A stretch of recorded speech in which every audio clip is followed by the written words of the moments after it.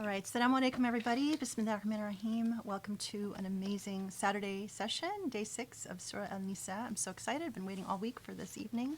It's been a crazy, obviously difficult week. It's hard to believe that we're at war again. Not we, but there is war taking place. It's extremely unbelievable, especially, you think that you've made leaps and bounds in terms of humanity and and life just proves that that's simply not true. First, I actually wanted to call attention to yesterday's khutbah. Again, I always do this one. They're always special. You always hear it and you think it's like incredible. It's never going to get better because that was just amazing.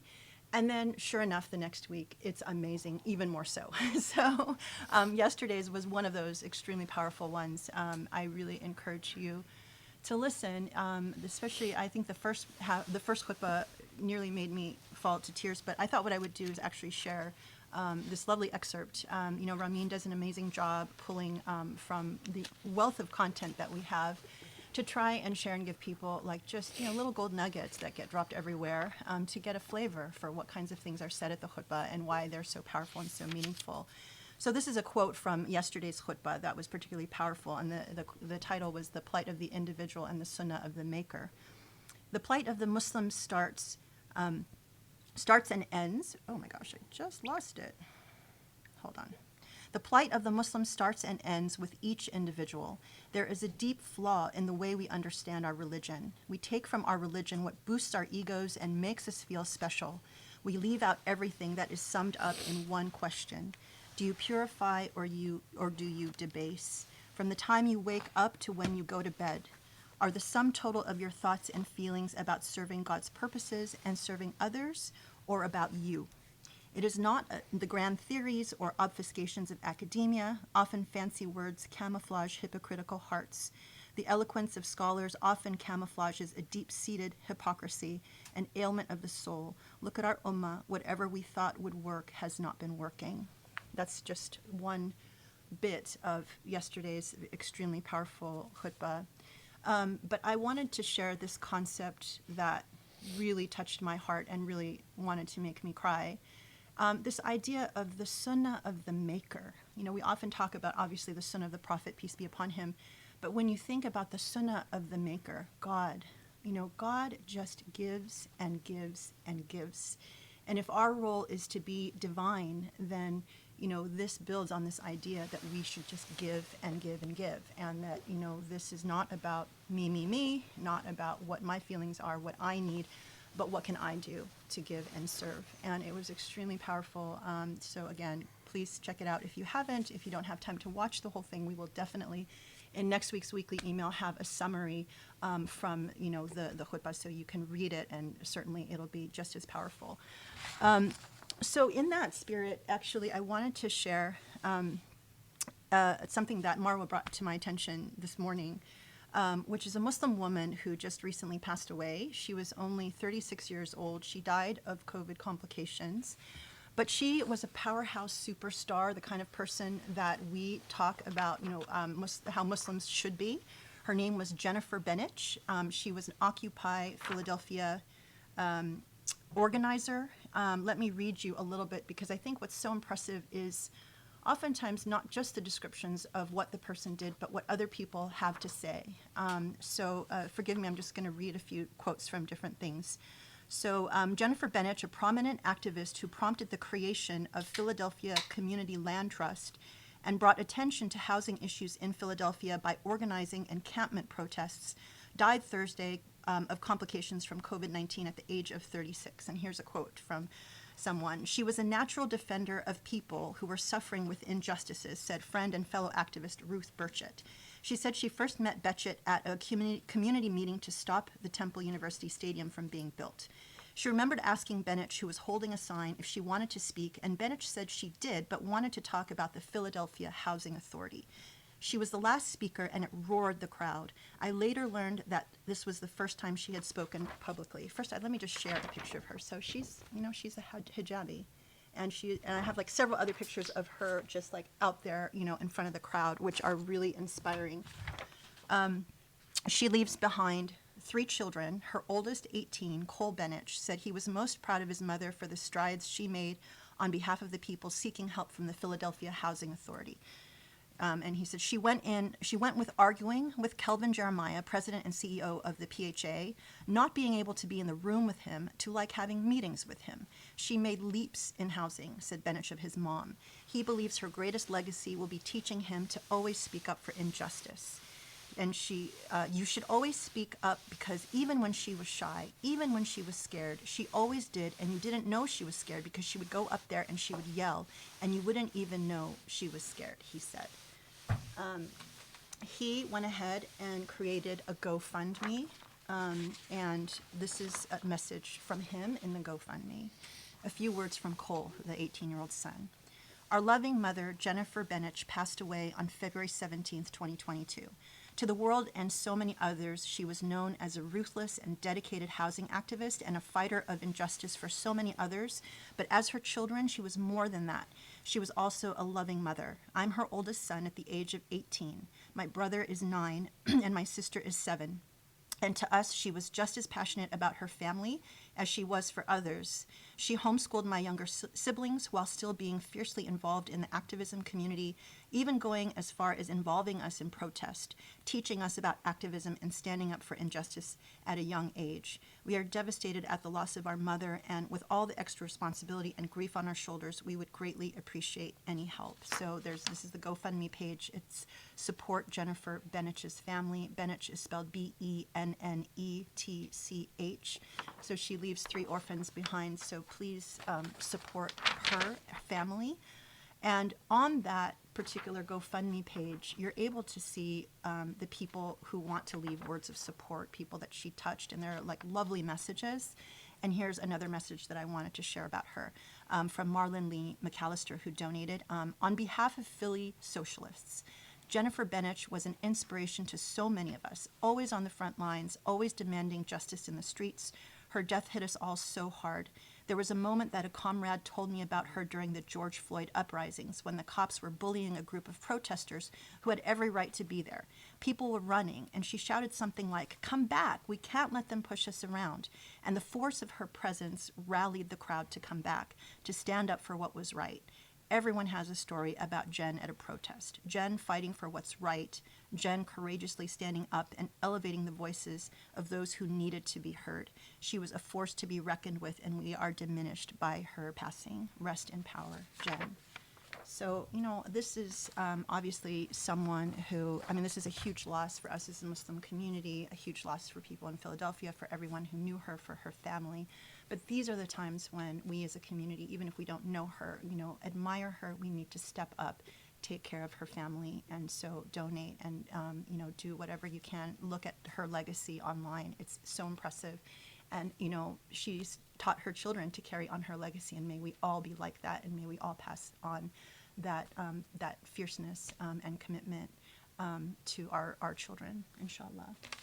So that was from Independent News from Democracy Now! Let me just add one last thing, because as you know, we now have a website that collects a lot of the news articles that we reference, and so I'll definitely make sure that this is added to that website. There's another one that, like right before the halakha tonight, we got an email, and this is from a site, it's Israel Palestine News, and it's called If Americans Knew. So we get regular email updates dropped in the mail, in the professor's email box, and so that's actually where we sourced the article about the 13-year-old that was shot in Palestine. But so right before this session started, the message came in that Israel is about to demolish the home of a 95-year-old disabled Palestinian woman in Negev. I'm sorry, I don't know how to say that. Israel is set to demolish this home in the Negev desert after her makeshift house was being restructured to help it become wheelchair friendly. A 95-year-old Palestinian woman.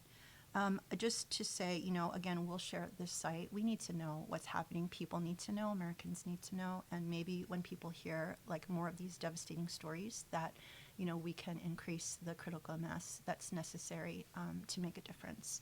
So, all of this in the spirit of just staying engaged and educated with everything that's happening in the world. Our biggest defense and potential offense is just staying educated, staying on top of the news, and making sure that you're discerning, getting your news from independent sources, not corporate media that wants you to believe something different. Thank you so much for being with us. I'm looking forward to another session. I think what we're going to do is take a break now and pray Maghrib. Is that right? I just want to say something and then we'll take a break and pray Maghrib. Sounds good.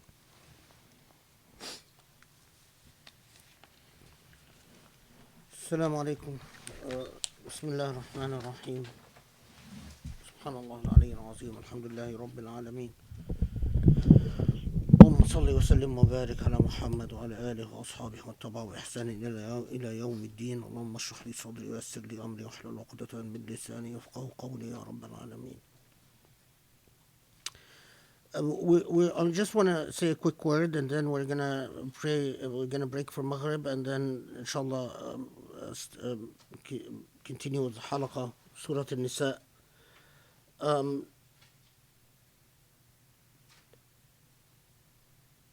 That website that Grace mentioned, if Americans knew,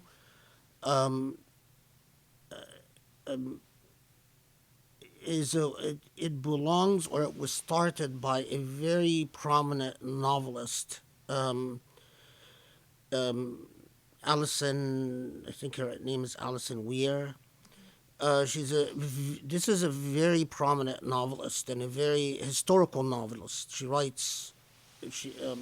novelizes history, and she's a very good novelist. But I mean, every Muslim should know about this woman and should know about her heroic efforts on behalf of the Palestinian people and her extremely daring stand at great career risks for herself as a British novelist, to bring attention to the reality of the apartheid that exists, the apartheid regime that exists in Israel. So make sure that you do visit that website and that it becomes a part of your regular life. As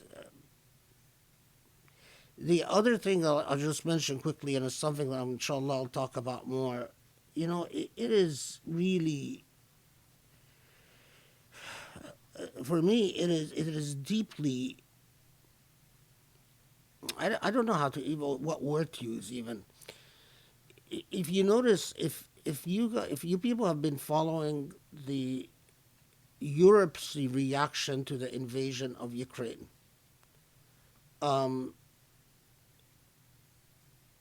isn't it striking? Leave alone the thing that I mentioned in the khutbah, the disparity between the way the world reacted to the invasion of Iraq compared to the invasion of Ukraine. But even putting that aside, it is extremely disheartening that Europe's reaction to the invasion of Ukraine is many times stronger and more profound than the Muslim world's reaction to the annexation of Jerusalem and the Aqsa Mosque. I mean, if you want positive proof of a deep ailment in our soul, if you want positive proof that our very relationship to our faith, our religion, our Islam, our history, our identity, even our very relationship to our souls, the very spirit that animates our lives. If you want positive proof that there is a very deep, deep flaw that must be addressed at a radical, revolutionary level, it's that. Look at the the amount of internalized empathy that white people in the West have towards fellow Ukrainians under siege, and rightly so. But compare that to the Muslim reaction to the plight of fellow Muslims, whether in Burma or China or India, and the one that takes the cake of them all is Jerusalem, Al-Aqsa, Quds.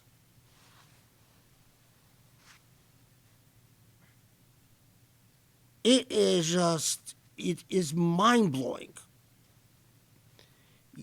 A people who do not respect themselves will not be respected by others. It is a truism. It is an absolute truth. You have no chance of being dignified or honored by the other if you do not honor and dignify the self. And it is not a matter of words. It's a matter of demonstrative actions. Do you honor yourself in the way that you react to the world?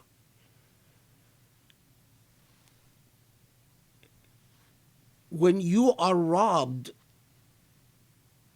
an essential part of the pulsing heart of your history, Jerusalem is at the core of the soul of the Near Eastern people before Islam.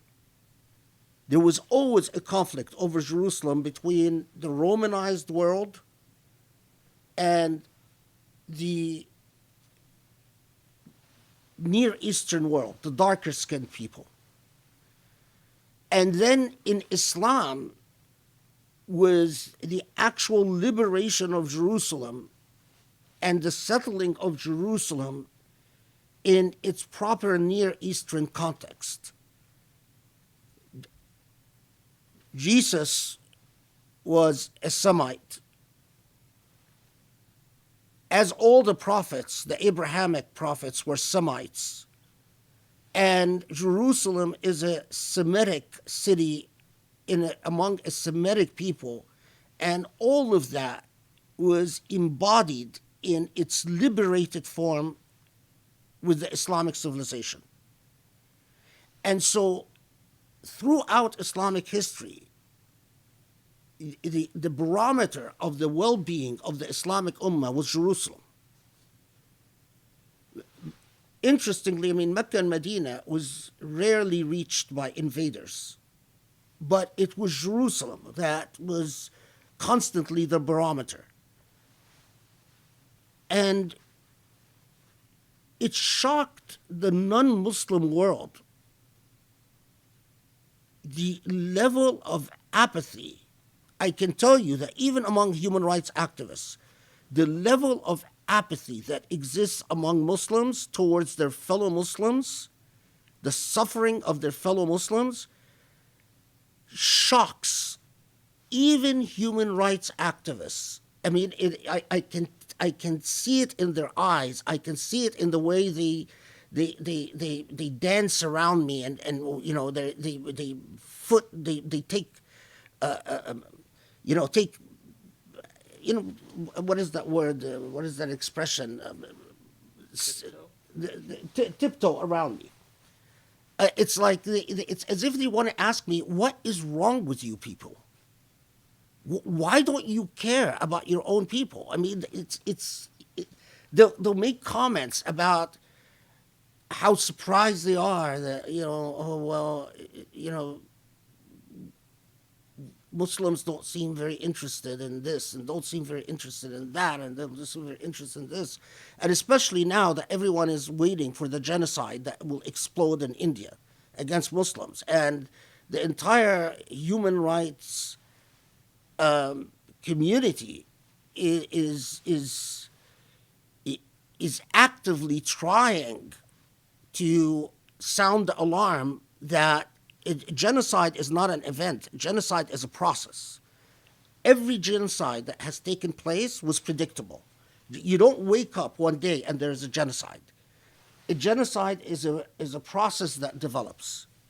And so the genocide, every genocide from Rwanda, Bosnia, Myanmar, China, every genocide, you could trace the developments. And in every genocide, there were those publicists or scholars, if you will, or activists that were saying this is going to happen. And then it happens. And so the talk of all human rights communities now is the genocide that will explode in India. But also, like everyone, just say, we of course, they a lot of them are many of them are Jewish, so they say, we're pleasantly surprised how easily Muslims accept the annexation of Jerusalem, but we're sort of, don't really understand why Muslims are not even interested in getting involved about this disaster that's about to unfold yet on another Muslim population. And of course, what I don't tell them is it's all connected. The minute we stopped caring about Palestinians and the minute we stopped caring about Jerusalem, we stopped caring about ourselves. We stopped caring about our souls and our very dignity. We stopped caring about our history. We stopped caring about our religion. We stopped caring about our God. Don't kid yourself. We don't care about our God. We don't care about Allah. That is the harsh truth. We don't. We don't. As much as we pretend we do, but we don't. It is just, that is I sit watching, following the news about Ukraine. And as I see the way,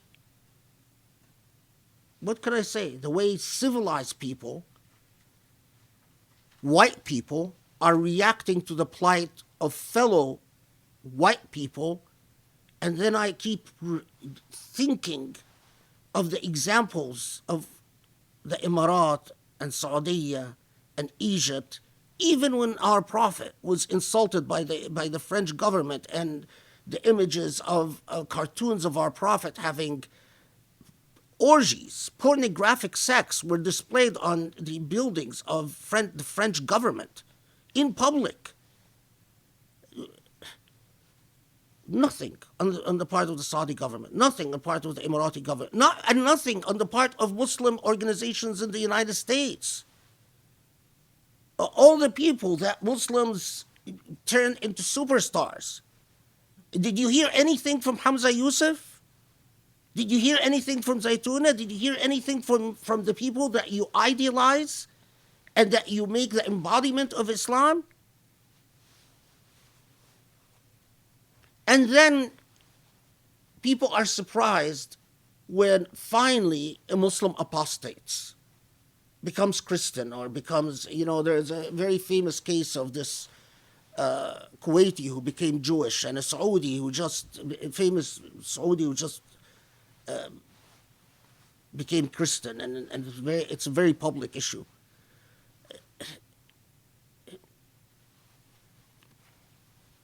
We fail our religion in the way we conduct ourselves, even in the way we use our clicks, in the way we click on things when we are on social media. What we favor, what we choose to favor, what we choose to listen to, you are exercising your identity and your dignity every time you decide to spend $1 or even a penny. When you decide, I'm not going to buy this book that talks about the plight of Muslims, but I'm going to spend money on, I don't know, whatever people spend money on Starbucks. That's a choice. You've made a choice. Every time you decide, this is the social event that attracts me, but this is not the social event that attracts me. You've made a choice.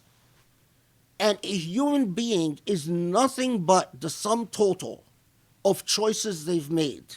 By the time you get to your deathbed, all that will exist is the sum total of the choices you've made. That is who you are. That is what defines you. That is what constructs your spirit, your soul, your identity. Your body will disintegrate and become nothing, and it is as if you've never existed. The only thing that will remain that has meaning is that soul and the sum total of choices it has made, and the record of these choices. If you don't believe in the record, if you're skeptical about the existence of the record, then you're not a believer, and all the power to you. Khalas, go. You're not a mu'min. But the minute you believe in the record, then you believe that that's the only thing that will remain. Pay attention to every micro decision that you make. One final point. A couple of khutbahs ago, I talked about the commodification of human beings. The construction of the way that knowledge is manipulated in the world we exist in to construct identity and to construct self-perception. And an essential part of this khutbah was that we don't realize this, or the vast majority of human beings do not have the critical self-awareness to realize this. But their tastes, what they like, what they don't like, what they believe, what they don't believe, what repulses them, what attracts them, is all constructed culturally. But culture is often engineered by people who have material interests in the culture they engineer. So if I have power, I will invest this power to engineer culture, to produce desires, to produce understandings, to produce demands that are consistent with my interests. And in the world we live in today, you no longer live in an isolated village where you can take long walks listening to the birds and watching the streams of water and then sitting at the bank of a stream and wondering about the stars and moons. Today, in the cultures that dominate our globalized world, we are constantly bombarded by engineered culture. And that engineered culture teaches us constantly to commodify ourselves. What that means is to turn ourselves into something that serves the market interests of the powerful. So what you think you need and what you think you don't need all serves the material interests of those who have the power to engineer culture. And in the context of this khutbah, I made a comment about how, and especially that so many youth, the way that their sense of self-worth is engineered for them is that they commodify themselves on social media. And I made the comment that it is not, then they are surprised when having treated themselves as commodities, they are in turn treated by others as commodities. And some people took apparently offense at, they understood, and I hope that, I mean, it's shocking for me that anyone would understand me as saying that it somehow, that by if you were sexually harassed, that you've asked for it.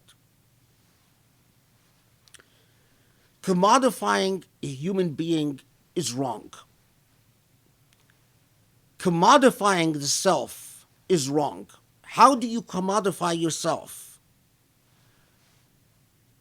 When you draw attention to the superficial aspects of the self that has nothing to do with a real knowledge of who you are, but only an apparent knowledge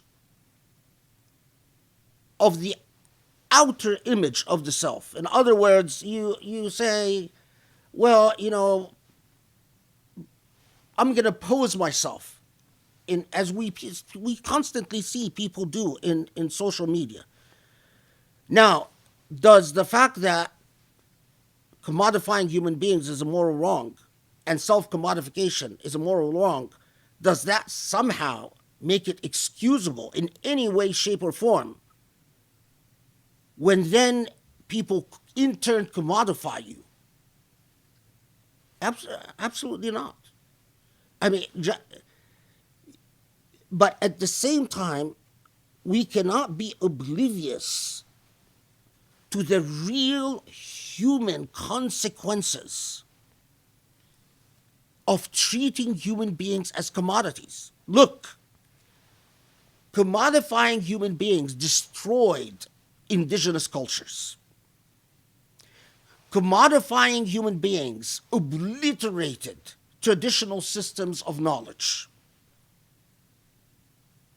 Commodifying human beings, treating human beings as basically just a means for profits, have had devastating consequences on the psychology of human beings. It has led to all types of emotional and psychological diseases. It has led to feeding a war industry that dominates our globalized economies. It has led to grossly inequitable spending on weaponry and means of destruction rather than investing in the human being. It has led to horrendous consequences. And an aspect that we never talk about, it has also led to a thriving, apparently unstoppable human trafficking industry. We don't talk about this, but 2 million people get trafficked sexually a year. And yes, it has everything to do with the commodification of human beings. Because the way that the trafficking industry works is quite often, I'm not talking about refugees and people who, but is that you create a perceived demand on the part of people who don't have means. You convince them that you need these material things. And in order to get these material things, you must be mobile. You must be willing to travel to another country to do service work. It doesn't matter what your degrees are. It doesn't matter what your emotions are. It doesn't matter what your talents are. We need you to do service work in a remote country. And because of this perception, then you prey on them by diverting their service from cleaning or health or whatever service they're going to perform to exploitative services, using them sexually and turning them into actual slaves. It is, now, why am I saying this?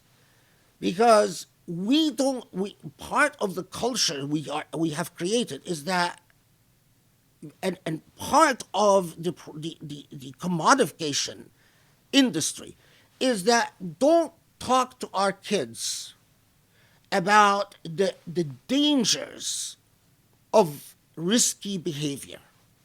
It doesn't mean that you've asked for it. It doesn't mean that a person who's sexually assaulted or sexually harassed asked for it. The vast majority of people who are sexually harassed or sexually assaulted are entirely they've never engaged in risky behavior. But what I want to emphasize is we cannot turn discourses on risky behavior taboo. Because that's exactly what the human trafficking industry capitalizes on. And yes, that is exactly what allows the epidemic levels of sexual assaults in the societies we live in. Do you know how many college kids go to parties, get drunk, and then are assaulted while intoxicated? We don't give in the little university orientations we give our kids. We don't give them a real orientation about that. We don't tell them the percentages. We don't tell them that by the time they graduate, 1 in 5 of every female student in college is going to be sexually assaulted. And because there are commercial interests. I've worked in in this exact field for 10 years at my school. And I can tell you that the people who make decisions, who want to attract students, who want students to pay tuition, yeah, let's warn them. But, we can't really put a lot of emphasis on that. We can't tell them that it is just because these frat boys pretend to be your brothers and that you're safe with them and that if you get intoxicated, they're going to be respectfully walk you into home, that the 50% of the time it is entire nonsense and that you can't trust them. And that often the percentages of women who are assaulted while intoxicated is astounding. Does this mean that I blame a woman? No, I don't. It's not her fault. It is the fault of the institutions that didn't properly educate her about the dangers and causal connections. It is the fault of the industry that silences people who want to talk about responsibility and social mores of caretaking towards one another. It is the fault of the institutions that don't indoctrinate these kids that you are lower than low, that you are subhuman if you take advantage just to... But we have to have an honestness as Muslims. We cannot just be part of the sheep. That is, I'll stop at this. Joe reminded me of a very poignant essay by the French philosopher Alain Bidon in a book called Polemics. I wish every Muslim would read this article. This article in the book called Polemics is about the hijab. And Alain Bidon brilliantly demonstrates that the whole problem that the West has with the hijab, it is counter-commodification. And that the way that the West tries to negotiate the hijab is to tell Muslim women, okay, wear the hijab, but continue to commodify yourself. That, okay, wear the hijab, but continue to become a sexual object. Because your worth is precisely that. And in the makeup that you will end up consuming as a hijabi. And in the fashion that you end up consuming as a hijabi. And in all the trappings. That's what I'm talking about. Critical thinking, critical moral thinking, and critical moral thinking, and it's all, who taught me all of that? It's the Quran. If the Quran doesn't translate into opening your eyes morally, it's like precisely what the Quran is to come and force your eyes wide open at a moral and ethical level. If it doesn't do that, then the Quran is not light. What does Allah describe the Quran as? Light.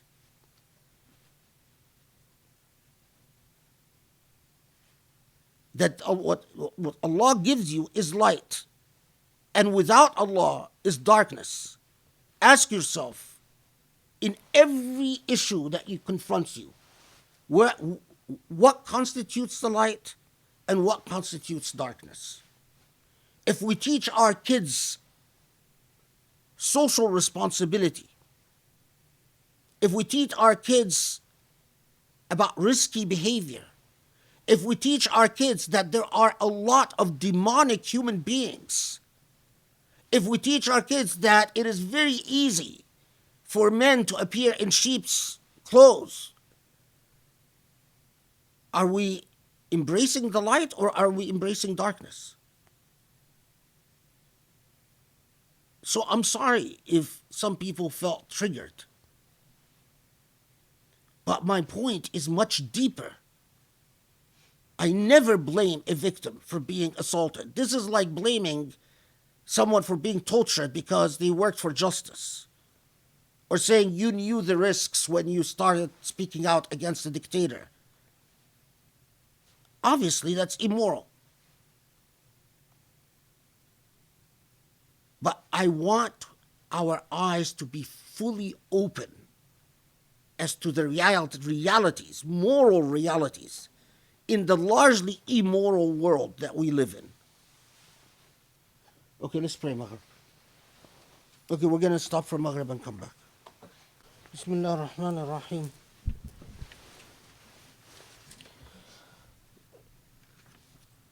طيب. بسم الله الرحمن الرحيم.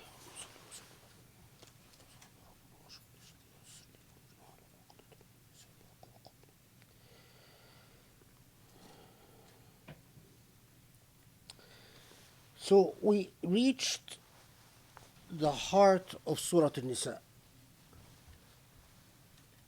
the penultimate statement of Surah Nisa, the unifying theme of Surah Nisa.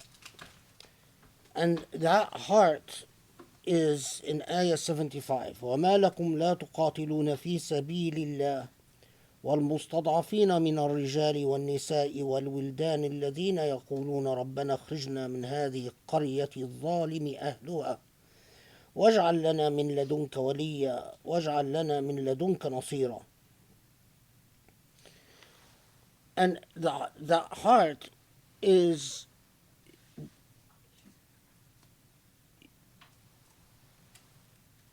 after re-emphasizing the obligation that we saw in Surah Al-Baqarah and Surah Ali Imran, the philosophy of Shahada, the witnessing. You exist as a moral witness. You are a moral witness unto yourself. You are a moral witness about yourself. You are a moral witness against yourself. As you are a moral witness unto society, as the Prophet ﷺ is a moral witness on you, and as angels are moral witnesses on you,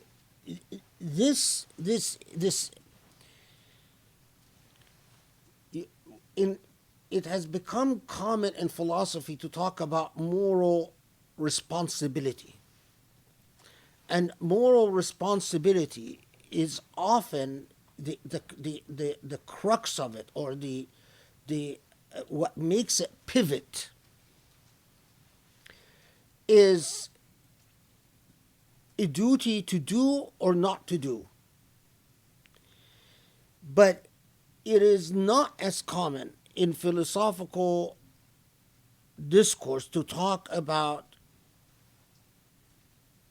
a moral obligation beginning with the obligation to witness, which is the obligation to recognize. Witnessing is, what is witnessing? It is the obligation to recognize what is. So it's like saying, well, you can't get to the step of what to do or not to do unless first we get to the issue of consciousness. Do you know what is right or what is wrong? Do you acknowledge it? Because we might know it, but to actually acknowledge it, to admit it, to confess it, is quite often a challenge, and especially when it comes to confronting the self. And, so after anchoring that, and remember that the whole discourse about fighting in Quranic parlance is inextricably connected to the idea of witnessing, the idea of shahada itself. That's why, say, we talk about shuhada. And when Allah says, يَتَّخِذْ مِنْكُمْ شُهَدَاء, that Allah takes from you those who are witnesses to truth. So,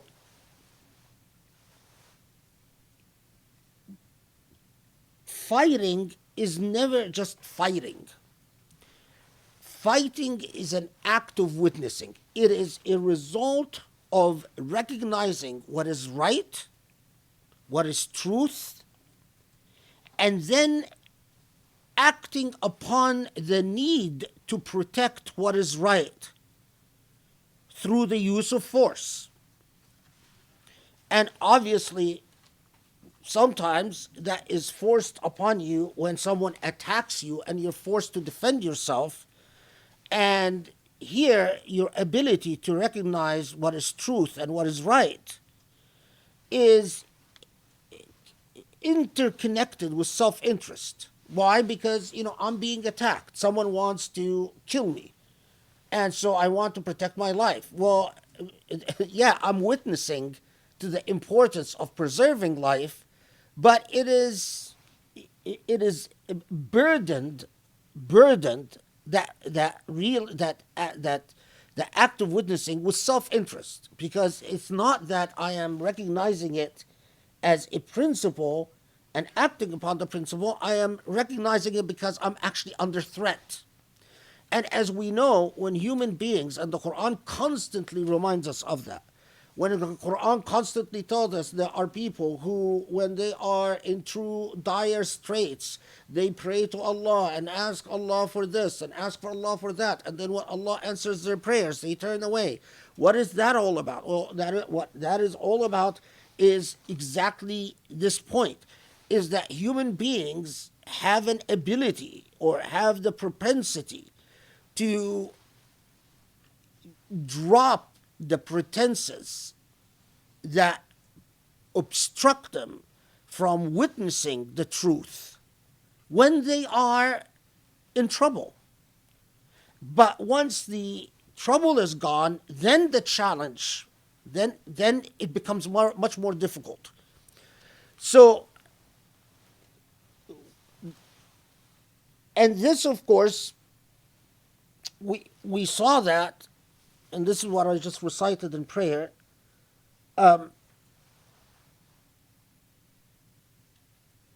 Now, but here the fighting is an act of witnessing on the behalf of the disempowered. المستضعفين من الرجال والنساء.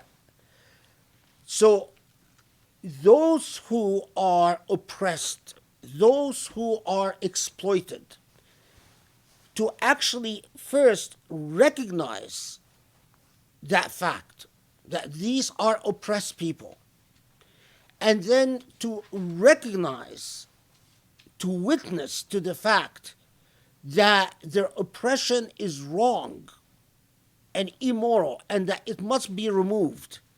And then the harder step of coming to the conclusion, well, in this case, that oppression cannot be removed without self-sacrifice. And we see this as a consistent theme throughout Surah An-Nisa, is that often Allah asks the questions in the rhetorical sense. Why don't you see, or why don't you sacrifice on behalf of al-mustadafin, the oppressed on earth? So, and as we talked about, this is all sort of a review, but as we talked about that those who are oppressed having no recourse to help themselves, and their vehement wish is to escape ظلم, to escape هذه القرية الظالم وأهلها, that to escape the conditions of their oppressions, to escape the injustice itself.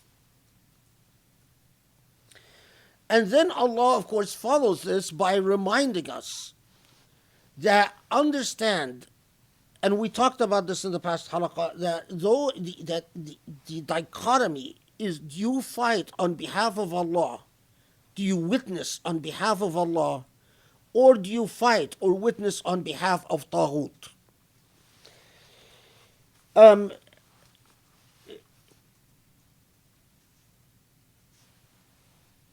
There were historically there were people who converted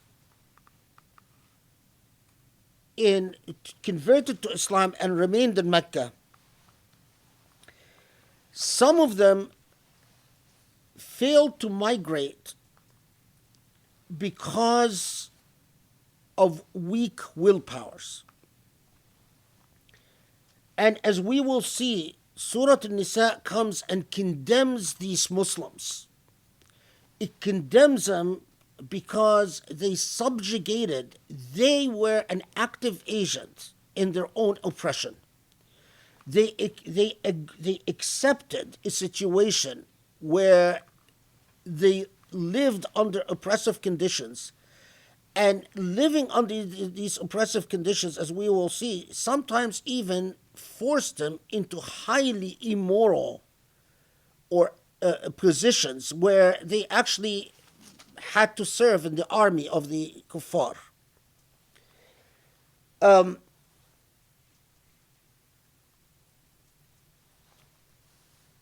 There were other Muslims like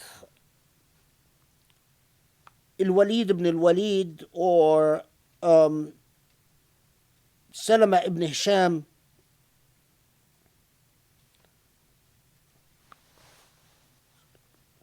وعياش ibn Abi Rabi'a, who had converted but were not allowed, their families would not allow them to migrate. And the Prophet ﷺ would actually pray would often pray that Allah helps individuals like Al-Ayyash ibn Abi Rabi'a liberate themselves.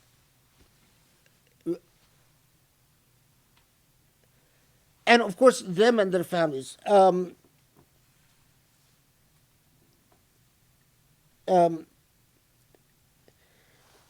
This is interesting. There is a fellow called Itab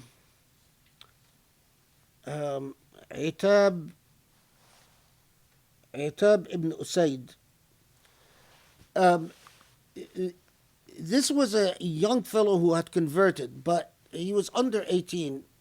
I think he had converted when he was 14 or something like that. And his family would not allow him to migrate. What's interesting is that this individual who was prevented from ever migrating and joining Muslims in Medina when Mecca was eventually conquered.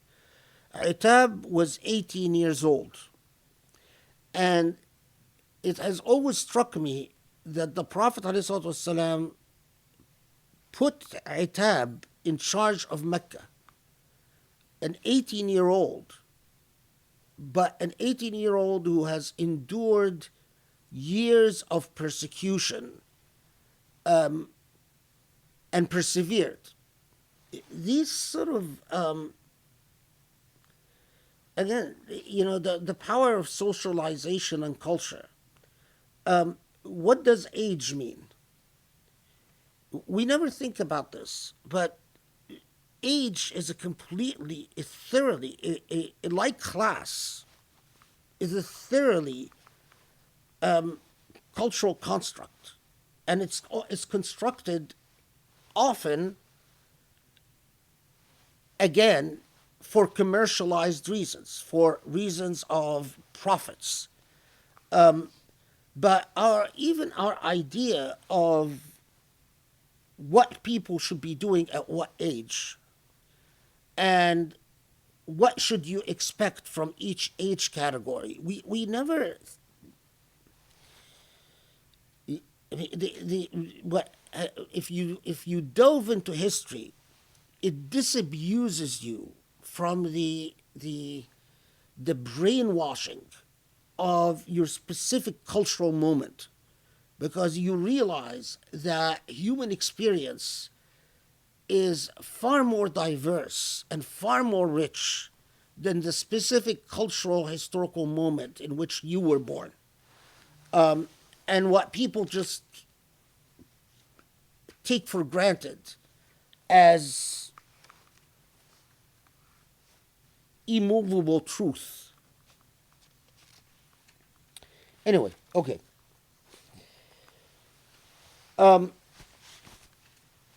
Okay.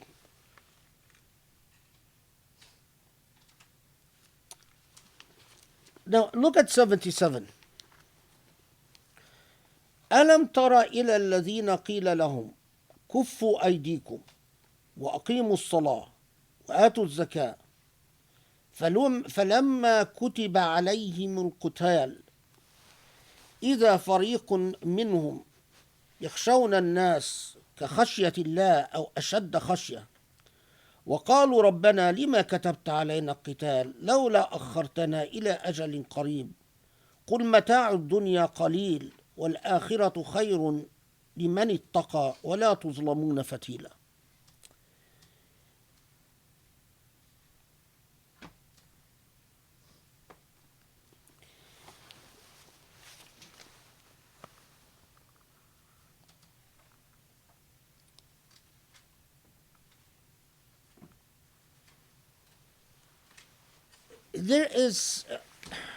There's a lot that I can tell you about.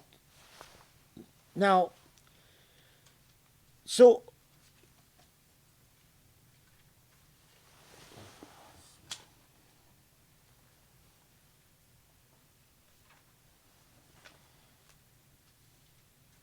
okay. So you notice it says, haven't you seen? ألم ترى إلى الذين, haven't you seen those who were told, hold back your hands, curb your hands? What is it talking about? Because you could posit this, and if you're reading the Quran carefully, you'd say, okay, what does that mean that they were told,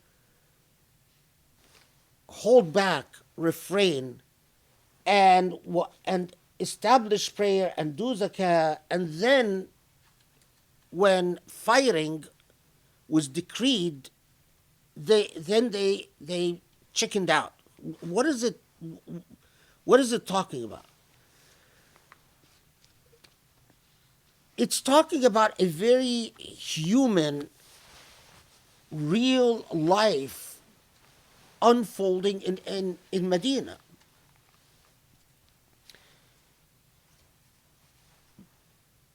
There were a number of people who had converted to Islam, and although they converted to Islam while the Prophet ﷺ was there, in their midst,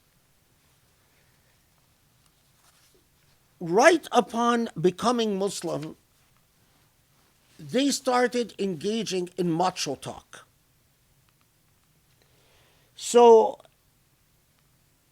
they started talking about, bring it on. We're ready for, to do heroics on the battlefield. And they rushed to bragging rights.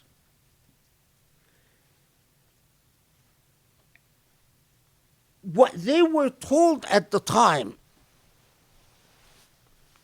is what you need to focus on is becoming good Muslims first. No, I'm not going to allow you. I don't want to talk to you about engaging in fighting. What I want you to focus on is prayer and zakah. On practicing Islam correctly and sacrificing financially.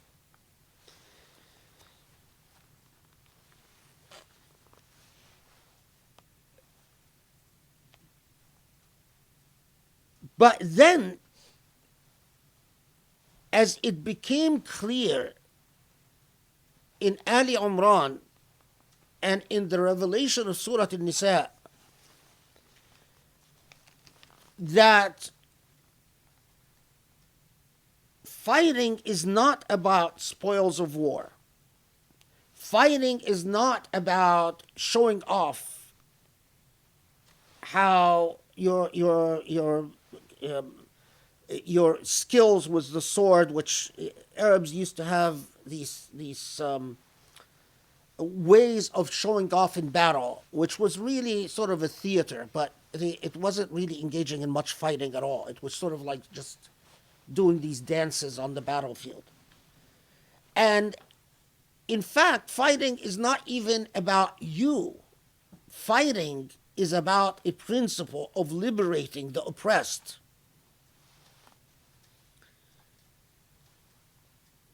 What we often ignore in the reality of the seerah is that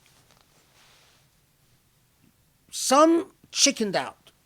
Some, once the fighting became real, all their tough talk about, if you'll see what we'll do, evaporated, and they started complaining about, why should we fight to liberate Meccans? Don't we have enough problems of our own? These were mostly Medinians. These were mostly people, natives of Medina, not Muhajirun. Another group, it's not so much that they feared fighting itself or chickened out about fighting,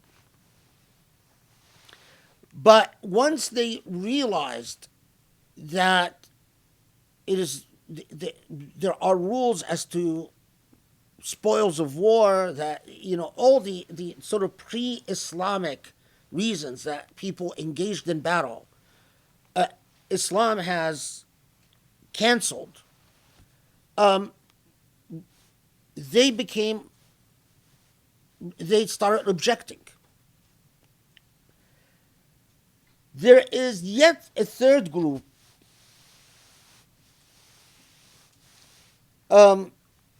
who their complaints are rather, interesting historically, in that they said, look, we used to be Arabs who we belonged to a tribe, and we would have bragging rights, and we understood what war was about. War was about feuds, tribal feuds. And after we became Muslim, suddenly we are associating ourselves with dispossessed and with disempowered people. Suddenly, what our identity was no longer about how great our horses are, or how wonderful our camels are, or how beautiful our women are. What our lives became about is how this group is oppressed and this group is oppressed, and how we are, our identity is interlinked with these groups. So they said, أصبحنا أذلة بعد الإيمان, that in fact we became degraded or humiliated people. Of course, from their psychological outlook, this is what they understand as being lowly, is that you are associating yourself with disempowered people. And so they started complaining that we don't want to fight for these reasons. We don't want to fight to liberate people that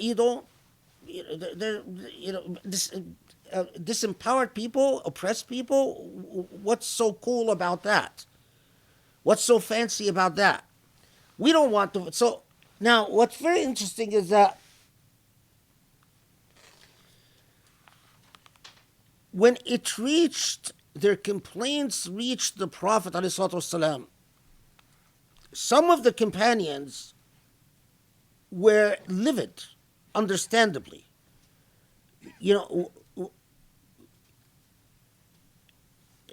Now we've already gone through several battles, the major battles, Badr and Uhud, but there were several minor skirmishes and minor battles before and in between, and even after Uhud.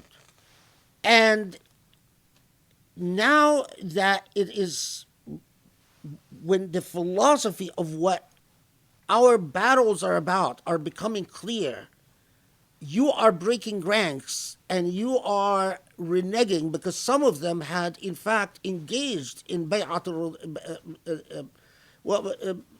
al-Aqaba itself, that they were among those who actually gave the pledge to the Prophet before the Prophet migrated to Medina. And they advocated a hard line towards these individuals. They wanted the Prophet ﷺ to take a hard line. Some of them urged the Prophet to effectively conscript him into battle, to say, no, you've pledged, you've made a pledge, you have to join our ranks, you are part of this community. The Prophet's position was, the Prophet told these folks that أمرت بالعفو فلا تقاتلوا. I don't want you to fight with us. In retrospect, I mean, of course, if you imagine yourself as a political commander in these circumstances, that's quite radical, right? Because you're basically saying, if you don't know what our fight is about, then I don't want you to fight with me. But that means less people carrying arms. That means a higher risk. And when the Prophet ﷺ basically tells them, Umirtu bil'af, I was commanded not to even take punitive actions against you. In retrospect, when we go back and we study this history, we really see a prophet creating an ummah. Because if it needs to be clear, as Surah Nisa itself will talk about. It needs to be clear who truly understand what this faith is about, who truly are willing to witness for God, and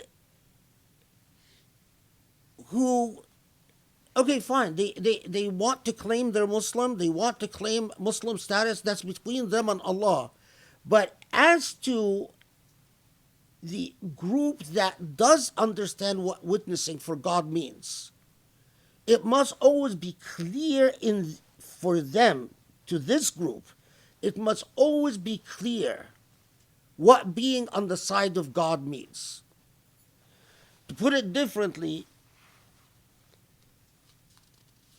maybe you can't do anything about teaching people, all people, not to be hypocrites. Hypocrites will be hypocrites. But for the group that wants to walk the straight path, wants the Sirat al-Mustaqim, it must, for that group, they can't afford to become confused as to who is a real Muslim as opposed to who is a hypocrite. Because it is that group that will create the backbone of Islam. It is not the masses.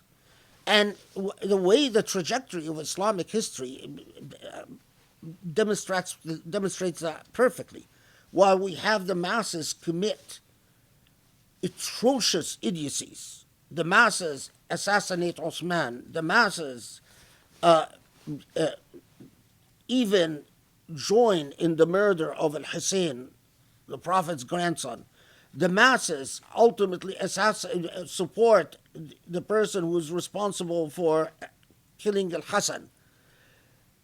But the backbone of the Ummah was that core group that understood what being on the side of Allah meant.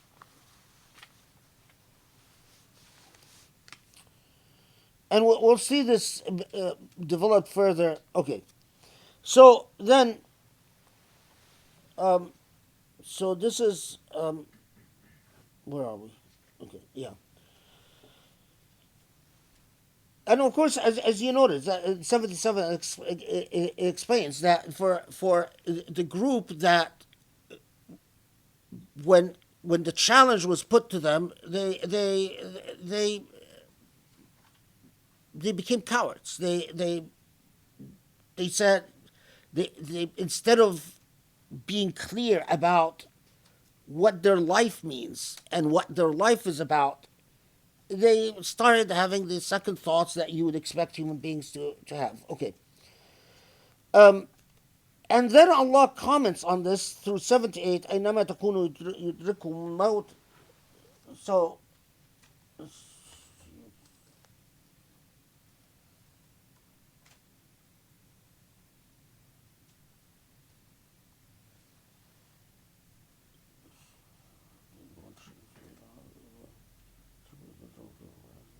yeah, wherever you may be, death will overtake you, even though you be in towers raised high, buruj mushayyada.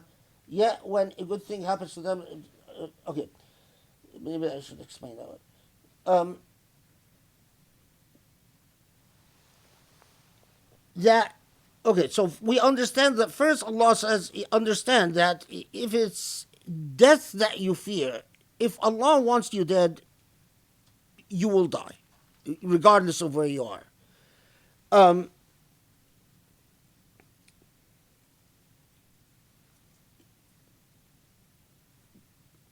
You are not escaping Allah's will, although your perception is that you indeed are avoiding something. But ultimately, if Allah grants you an extension for your life, if Allah, I mean, actually, if you're unlucky that as a result of your cowardliness or as a result of your hypocrisy, Allah actually allowed you to live longer, well, that's to your misfortune. It's actually not to your fortune.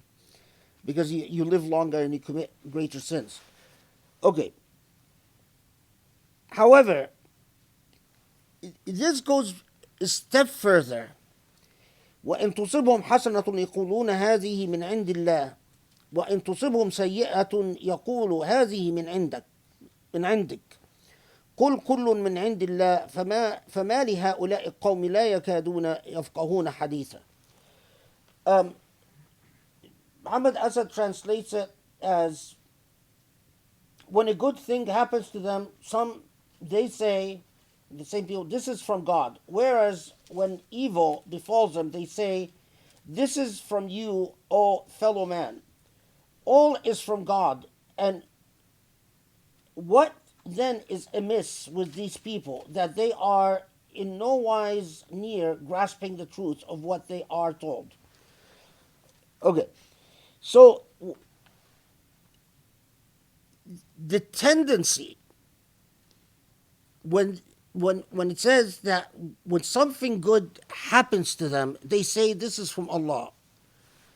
What this means is that when things are going their way, they take this as an indication that things are good between them and God. So things are going their way. These people make Allah's will, what they see, with the way they understand Allah, is entirely subject to their will. So when what they perceive Allah as wanting is consistent with their desires, they're happy and they say things are fine between me and God. But when things are not going their way and they see وَإِن تُصِبْهُمْ سَيِّئَةٌ, what in this context, although Muhammad Asad, how does he translate? When evil befalls him. Although in this context Muhammad Asad translates it as when evil befalls him. When تصبهم سيئة, when anything unfolds that is not consistent with the way they want Allah to be, they don't think, how is Allah testing us? Or they don't think, how is Allah making us suffer the consequences of our decisions? Or how is Allah, in fact, reprimanding us, punishing us? They project whatever happened not as coming from themselves or from Allah, but as the fault of people around them. This is because some people misunderstand it as they blame the Prophet for whatever. No, this is not what it's talking about. Not here. Here it's talking about a psychological tendency with these cowardly souls, with these uncommitted human beings, with these wishy-washy human beings.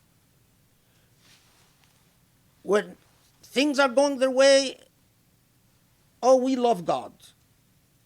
When things they are getting tough, when they start suspecting that God wants them to do what they don't want to do, their excuse that is to say, well, it's not Allah that wants me to feed the poor, it's orphans. It's this person or that person.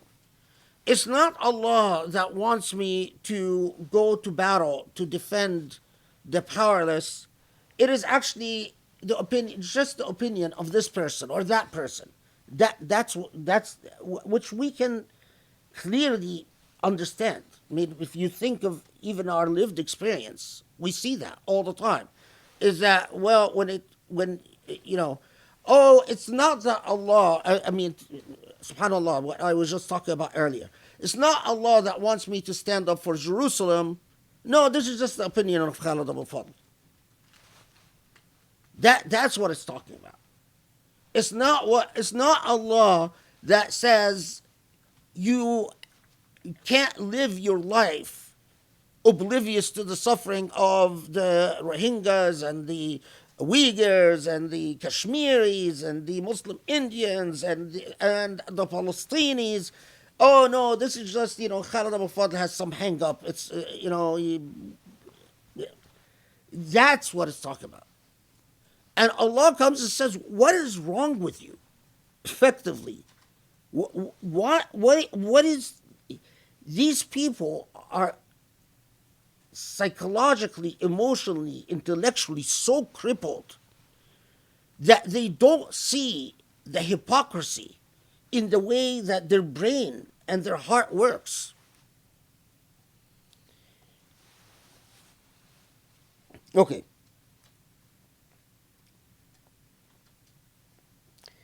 And going further about specifically things that the Prophet ﷺ experienced among the converts, again, and we're talking about people who had converted to Islam, and some of them were good practicing Muslims in terms of their salah, and some of them even gave money, and donated money as the Prophet had and Allah has demanded, but they balked when it came to what Surah Nisa is talking about. So, وَلَئِنْ أَصَابَكُمْ فَضْلٌ مِّنَ اللَّهِ فَلَيَقُولَنَّ كَأَنْ لَمْ تَكُنْ بَيْنَكُمْ وَبَيْنَهُ مَوَدَّةٌ يَا لَيْتَنِي كُنْتُ مَعَهُمْ فَأَفُوزُ فَوْزًا عَظِيمًا. So, first let's take Muhammad's Assis translation. And when a good thing happens to them, no, sorry.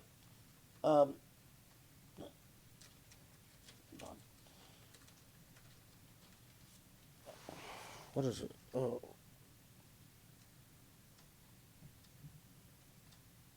Sorry. I got lost for a second. I think I'm just. So 78. No, my mind lapsed a prior ayah that we actually talked about. Okay. So فمن هؤلاء القوم لا يكادون يفقهون حديثا ما أصابك من حسنة فمن الله وما أصابك من سيئة فمن نفسك وأرسلناك للناس رسولا وكفى بالله شهيدا. So 79 was whatever good happens to you from God and whatever evil befalls you is from thyself. So this is, some people are confused by 79 and 78 because they think, well, wait, didn't it say that it all comes from Allah? And then it says, well, what evil comes. If you understand what I'm talking about, then you understand why there is no inconsistency, or there's nothing to be confused about. So first, remember that these people, when things are not going their way, they say they blame, or they say, well, this is the fault of, or the will of XYZ. It's not me, it's not Allah. So first, Allah is saying, as a principle, understand that all these commands, the commands that you like and the commands that you don't like, are from Allah. So that's one. But further to that, understand that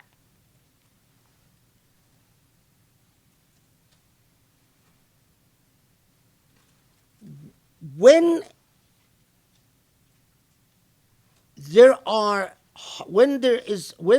failures, when things are going, you are suffering the consequences of the decisions you've made in life. In other words, when life, or put it differently, when things are screwed up for you, look within, because it is not, sometimes Allah tests you, but quite often the source of the ailment is you. So, ما أصابك من حسنة فمن الله. That Allah often, not often, Allah is always bestowing undeserved and unearned benefits upon you. Allah is a giver. Allah constantly gives. You don't do much to enjoy your sight, enjoy your tastes, enjoy all the things that you enjoy. They are gifts. Allah is constantly raining gifts upon you. Now, you yourself make the decisions in your life that turns Allah's gifts to things that harm you, to disfavors, if you will. I'm just curious, it just struck me.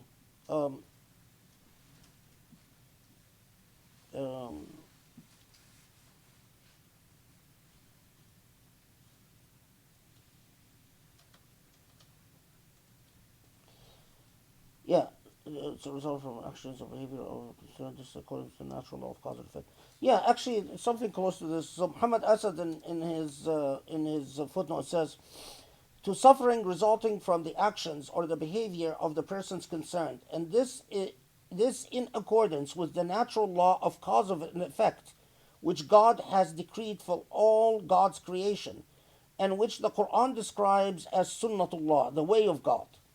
For all such suffering, man has only himself to blame, since God does not wrong anyone by as much as an atom's weight. So this is very close to the idea that you are constantly the recipient of Allah's gifts. But human beings, by the choices they make in life, cause, it's not, I'm hesitating to call it, turn Allah's gifts into curses, because it's not exactly that.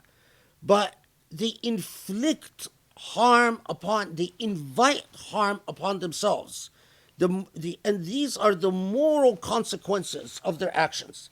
Now, this is, of course, extremely important in the context of disempowerment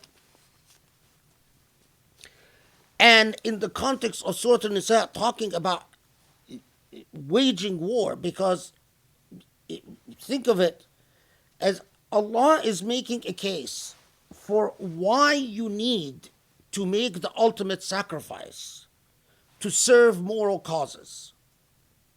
So the way you understand it in context is as if Allah is saying, if you are not willing to make the sacrifice for moral causes, in this case, empowering the disempowered, then you only have yourself to blame for what results from that. Because this is essential to Surah Nisa. It's like if again, you are persuading people who at the time of the Prophet ﷺ told the Prophet, why? Why should we be sacrificing for these lowly people? I mean, the people who weren't able to leave Mecca, and not just Mecca, by the way, other Muslim converts who were also in Ghatafan or in other tribes who were oppressed were often people from tribes that were not very prominent. I mean, they were quite even Mawali, quite often even people who, the reason they got trapped is because they don't have anyone they can go to sort of stand up for them.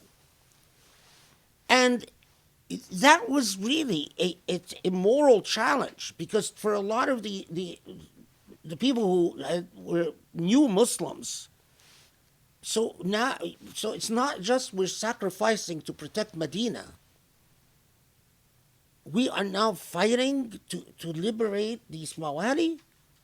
So Allah is coming and educating Muslims and saying, if you fail to live this way, you only have yourself to blame for the moral consequences of that failure. It's like saying what will result is a highly immoral life in which the powerful preys on the weak, exactly like the life that you rebelled against in Mecca, the Muhajirun rebelled against in Mecca.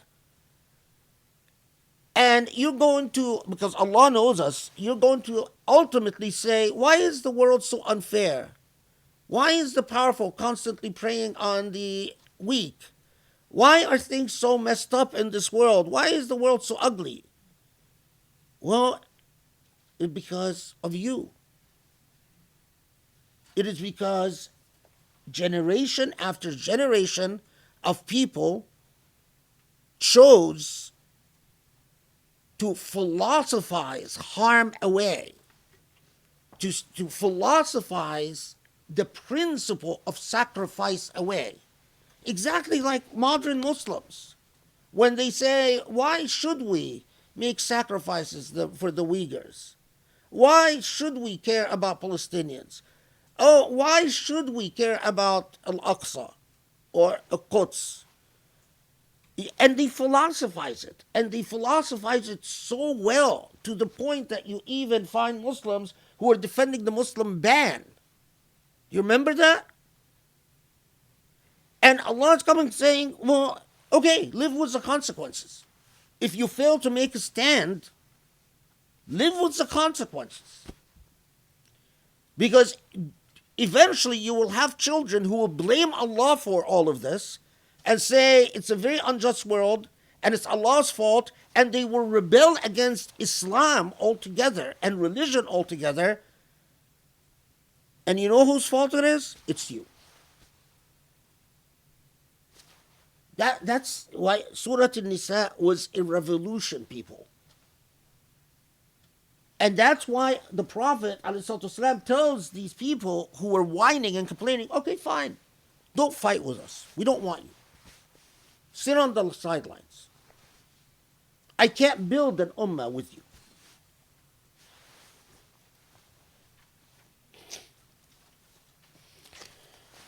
And that is why then, man yuti' ar-rasul faqad ata Allah. So the principle, understand that the way of the Prophet ﷺ is the way of Allah. The Prophet ﷺ is not telling you, because that they were some of these people were, playing what you expect people who think they're really smart and in our modern age to do. They were going to the Prophet saying, wait, is this your opinion, or did Allah tell you to do this? And some of them were behind the Prophet's back, come and say, you know what this is about? This is not about liberating the oppressed or anything like that. This is just about this man. He's a Qurayshi. He's a Meccan. And he cares about Meccans. He wants us, Medinians, to sacrifice to liberate his fellow clansmen and his fellow tribesmen. Some of them were actually saying that. So the principle comes, and Allah says, Man yuti' ar-rasul faqad ata Allah. Understand,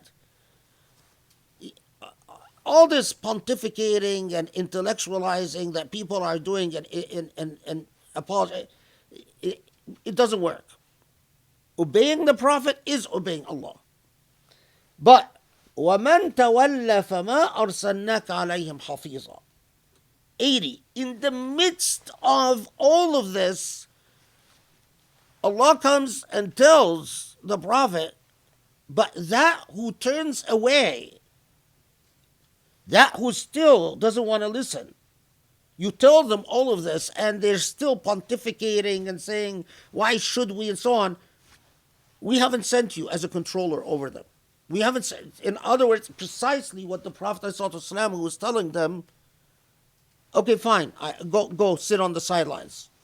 I have been ordered not to force you.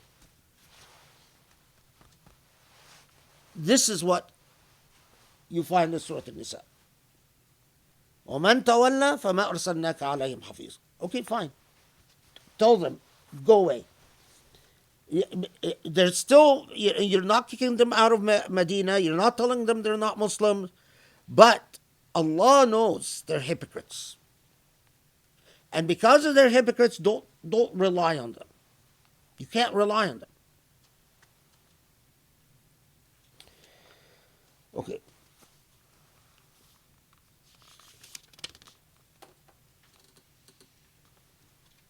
Okay. Yeah. ويقولون طاعة فإذا برزوا من عندك بيت طائفة منهم غير الذي تقول والله يكتب ما يبيتون فاعرض عنهم وتوكل على الله وكفى بالله وكيلا. So it's the power of the Quran in stripping, laying bare these people. And again, the Quran doesn't do this for historical curiosity. The Quran is a demonstrative example of how Allah يهذب أخلاق الناس, how Allah teaches us morality, ethics. So, what is the issue? Is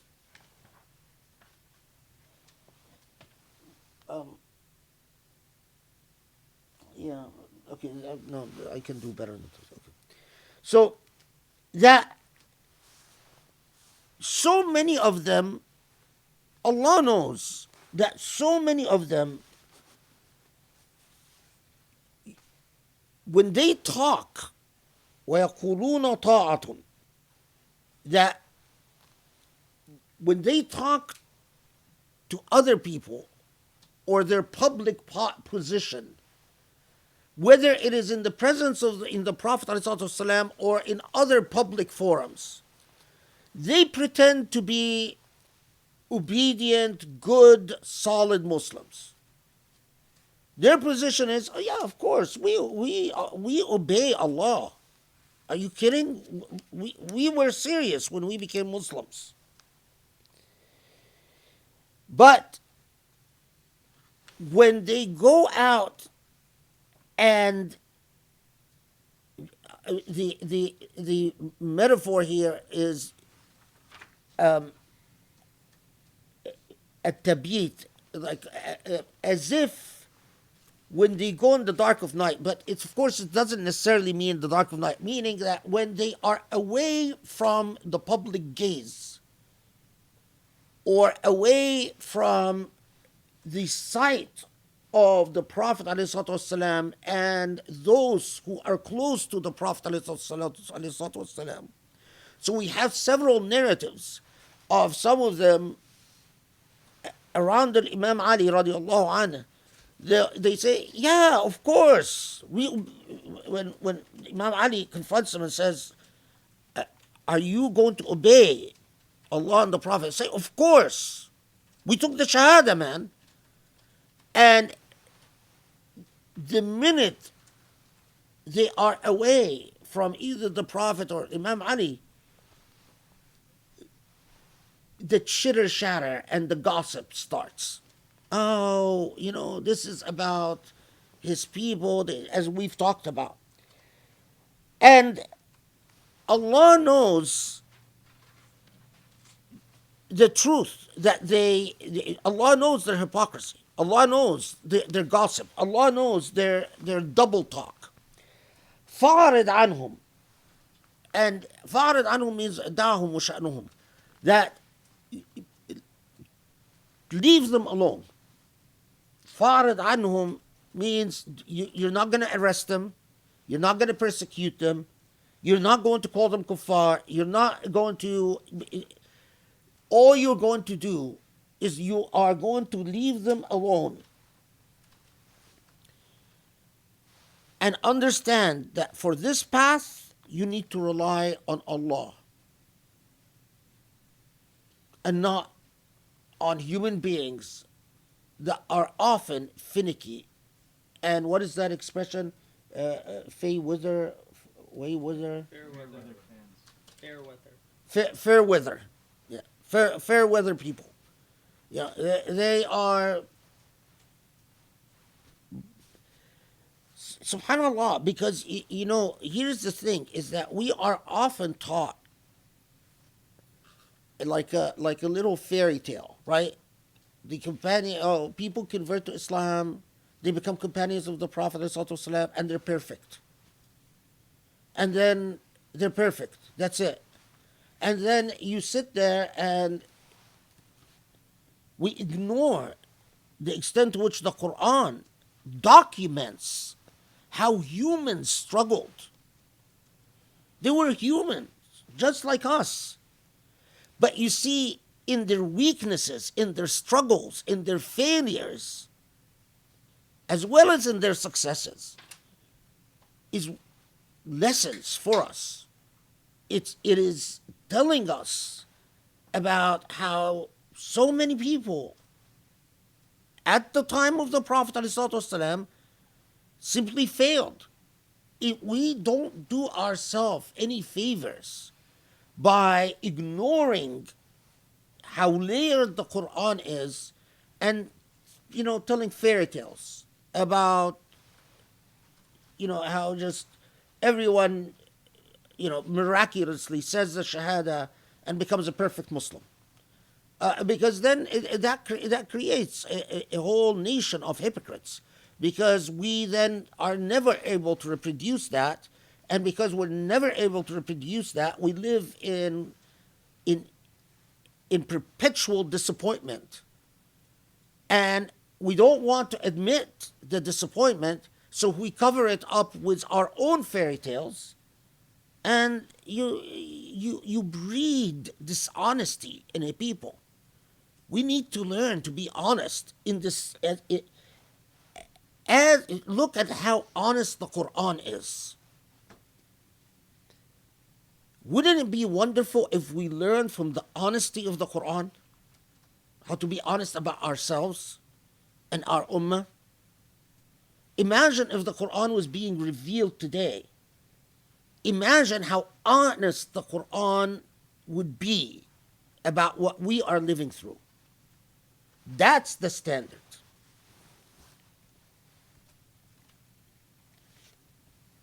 Okay.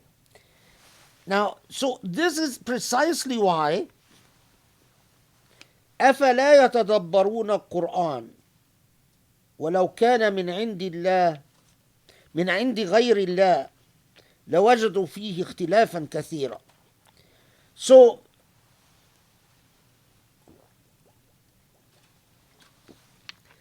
this is precisely why Allah subhanahu wa ta'ala then comes and says, look at how often when you learn about this ayah, what you learn is Allah is saying, look, don't they reflect upon the Quran? Because if the author was anyone other than Allah, you would find this Quran less miraculous. Or you would find that this Quran contradicts itself. Yes, اختلافا كثيرا does at one level mean contradictions. But what it's saying is don't they reflect upon how this Quran lays bare the truth, lays bare the truth of themselves to themselves, as it lays bare, like all the Quran of Mecca, like all the Quran of Medina. What the Quran quintessentially does, it doesn't come and, pat your back and give you a little cheerlead about yourself. The Quran is a book of truth. It comes, and if you reflect upon it, and if you understand it properly, you'll understand yourself. If you live with the Quran, it strips you naked before yourself. It comes and cuts off your excuses. It is a document of veracity and truth. So Allah is saying, don't they reflect upon what this Quran is revealing? Because if the author was other than God,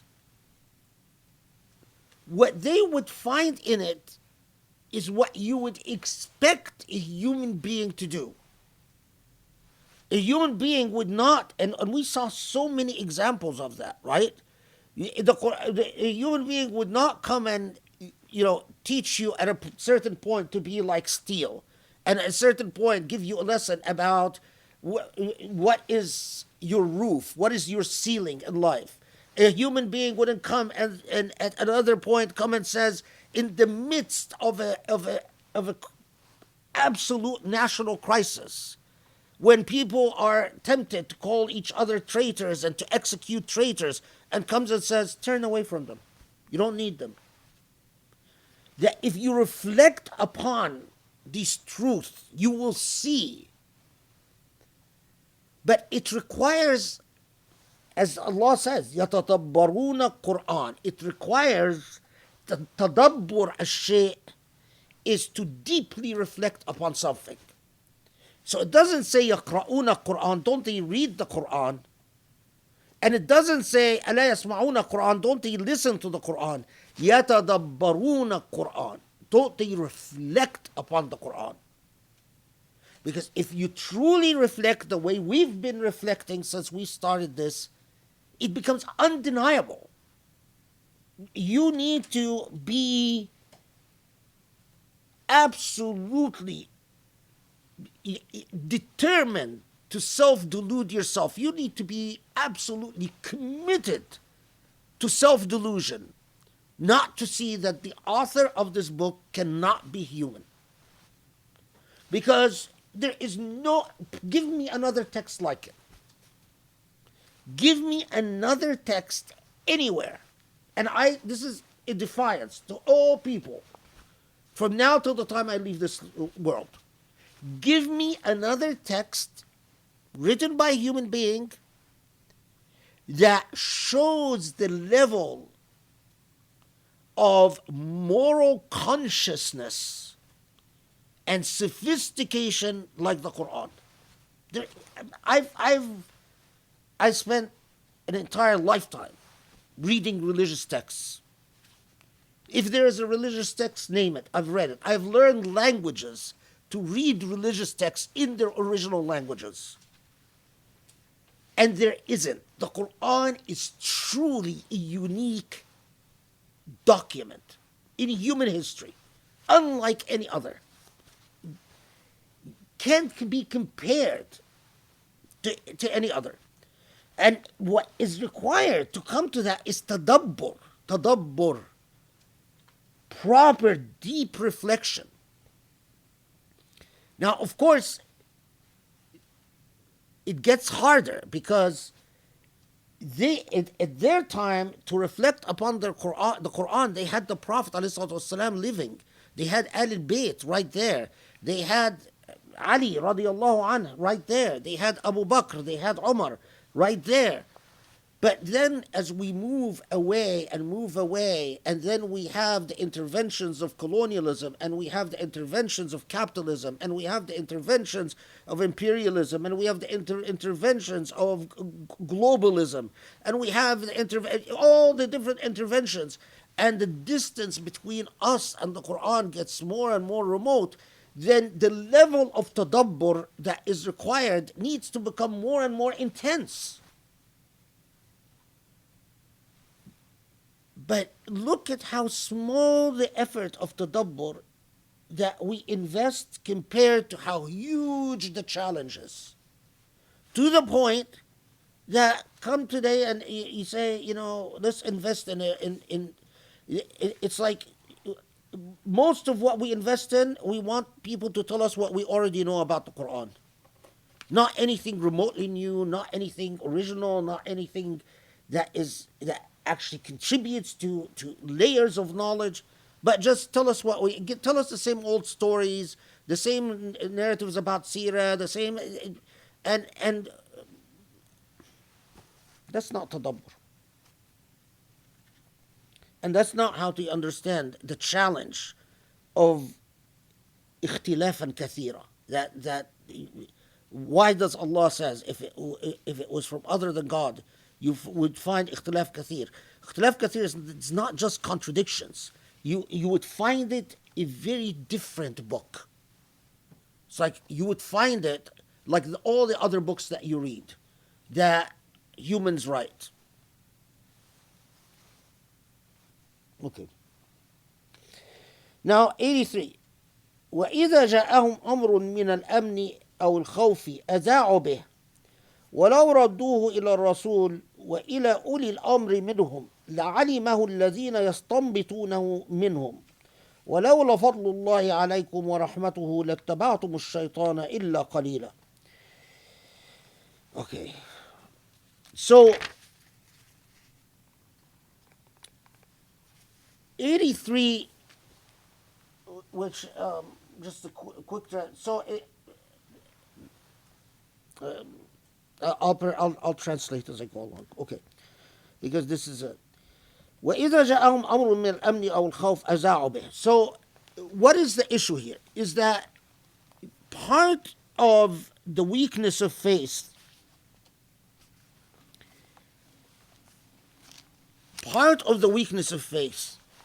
is that it's not just the people who come and are having all these doubts, the people who start getting scared of going to war and start making excuses and start saying engaging in interpretations and all of that, so on and so forth. But it is also the people who listen to them. It's an equation, right? And subhanAllah, again, I'm just always struck by, if you really understand the weakness of faith often manifests not in people coming and saying. People rarely come and say, "Oh, I don't know if I believe." It's like what we understand today about the way a lot of consumers work, right? They might have questions about whether this is a good car until they make the investment, they spend the money, and once they spend the money, they want to believe that what they bought is really good. And so then they'll be prone to wanting the good news. Well,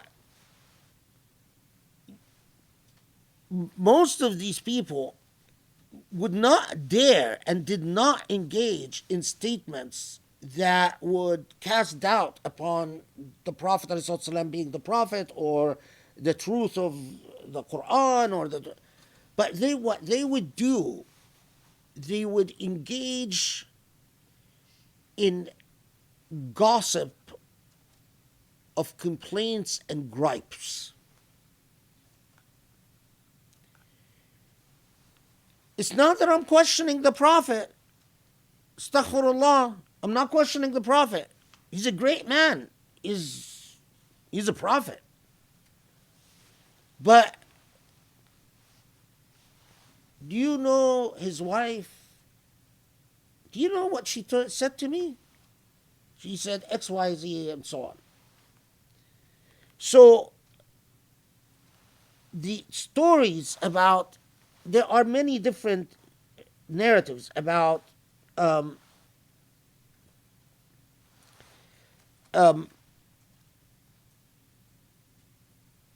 many different narratives about what was supposed to be the occasion for revelation. Some said that Abu Sufyan from Quraysh sent people to Medina to go around spreading rumors about deals that the Prophet ﷺ was making behind the Ansar's back to help out his people back in Mecca. So it's like, the enemy is spreading disinformation. And that those who were weak of faith would start gossiping about this. Have you heard? Oh, he wouldn't spend, he was not allow us to take spoils of war, but he sent money to this family back in Mecca, and so on and so forth. And according to some reports, that it is Abu Sufyan who had sent these agents to spread these rumors. Others is that those designated as hypocrites, the people of Abdullah ibn Ubay and the likes, would start gossiping about supposed lost battles that the Prophet ﷺ had sent small forces on military campaigns, and how that these forces were defeated.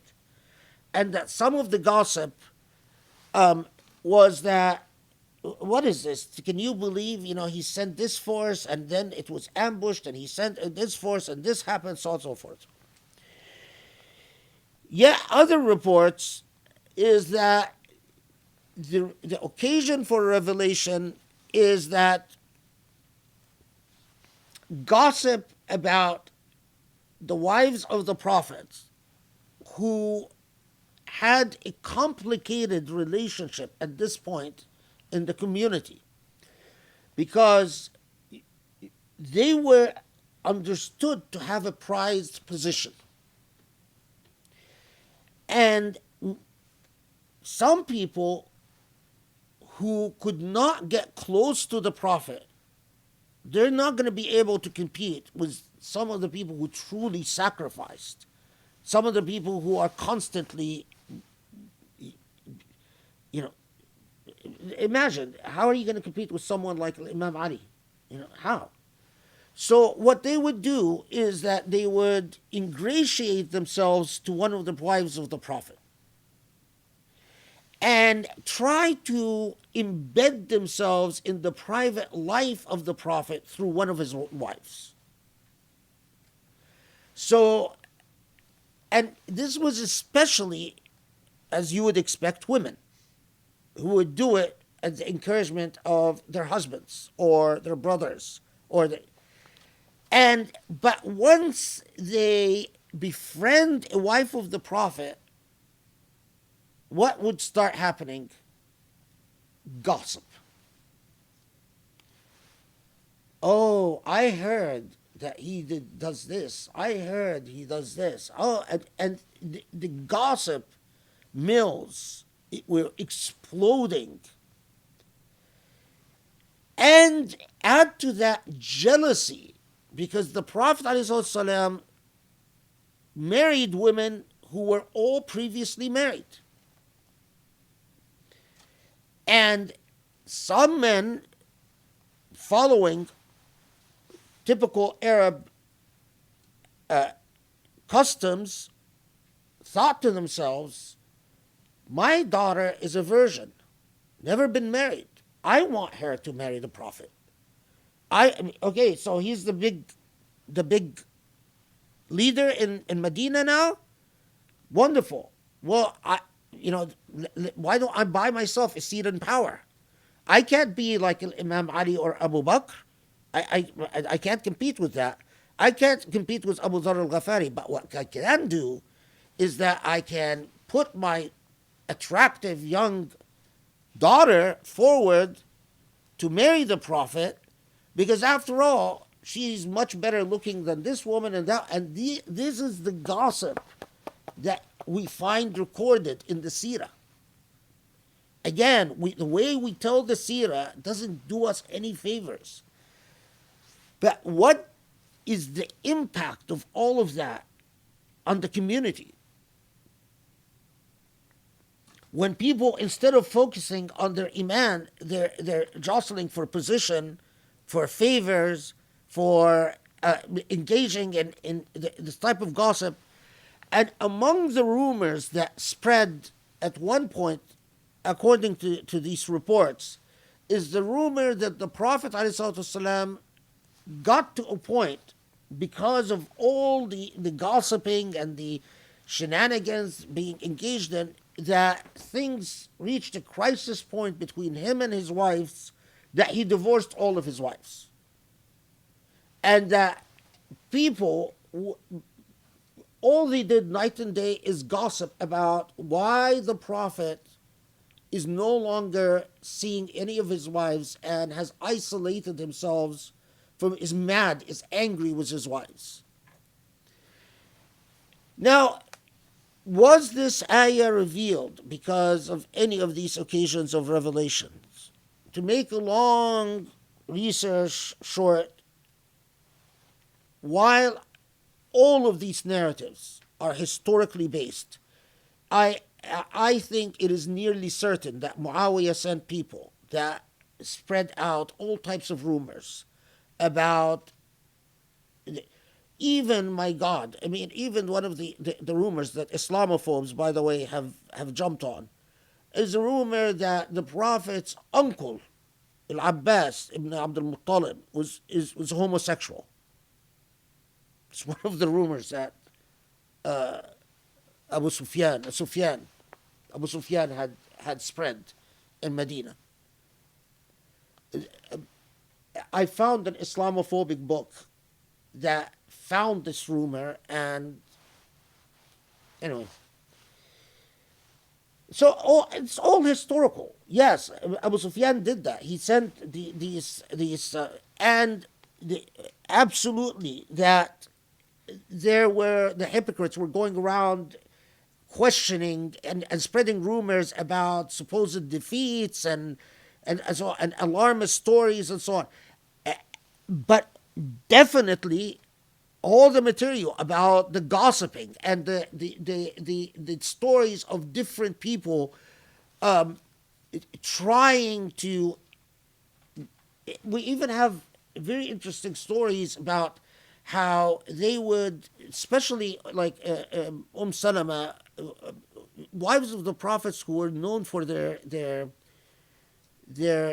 kindness, and so they would try to make sure that their daughter is there visiting her at the time the Prophet comes back home, so the Prophet will say, stuff like that. And or having their daughter, stop the Prophet on his way to ask him a question, and in fact, saying, make sure that when you stop him to ask him the question, that he sees your hair or he sees your eyes, or I could tell you stories that would. And again, unfortunately, some Islamophobes have jumped on stories like that, took them out of context, and use them to, because we are ignorant people, use them to try to shake the faith of Muslims by telling, this woman tried to, show her the shape of her chest to the Prophet, and doesn't that mean that that's all the Prophet cared about? Well, of course, take it out of context. If you're weak in faith, if you don't know, if you don't have a solid knowledge base, then these stories jar you. It's like, oh my God, what's going on there? It's all an orgy or something like that. But that's the context. And I just wish we would build proper educational institutions to educate. Anyway, so all of that is historical. But the ayah, I don't think the ayah was revealed in response to any of these events, including the rumors that the Prophet ﷺ divorced his wives. It is talking about a general psychological trend that for these people, part of the weakness of their faith is that an event swings them left and another event swings them right. Their emotions are not anchored in deep faith or deep commitment or deep anything. Their emotions are all about their ego, what makes them feel good and what makes them feel bad. So, وَإِذَا جَاءَهُمْ أَمْرٌ مِّنَ الْأَمْنِ أَوِ الْخَوْفِ. Look at the language. That's why when they tell you these are occasions for revelations, after, again, making a long story of research short, it doesn't fit. That when something comes to them, أمر من الأمن, something that makes them feel amn. Makes them feel amn is what? Makes them feel safe, secure, happy, content. أو الخوف, or something that comes and scares them, makes them feel anxious, makes them feel worried. In both cases, أذاعوا به. أذاعوا به means what? أذاعوا به, normally, and I'm willing to bet, including Muhammad Asad, will translate it as they speak about it or they spread it. What number is this? 83? Okay. So yeah, he says they spread it abroad. أذاعوا به, yes, it means you speak about it, you gossip about it. But what it also means, أذاعوا به, means you take flight with it. It carries you left, it carries you right. So that's why we call a radio station إذاعة. إذاعة, why? Because it's broadcasting things and it affects the emotions. So if you say أذاعني الأمر فتطيرت به, that means this matter carried my emotions away until it oppressed me.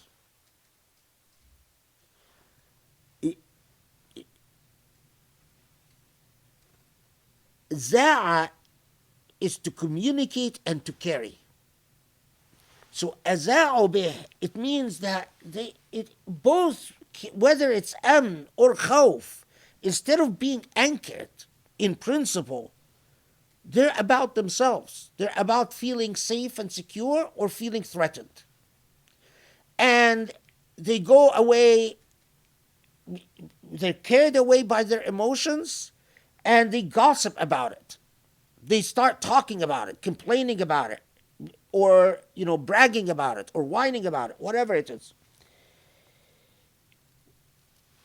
But if they really لو ردوه إلى الرسول, so if they would have the frame of reference, الرد للرسول is not just to go and say to the Prophet, is this true? Because some of them did that, but the question is, would they believe the Prophet? الرد ردوه إلى الرسول means, and notice here, not just the Rasul, وإلى أولي الأمر منهم, to those who are أولي الأمر, those who deserve deference among them.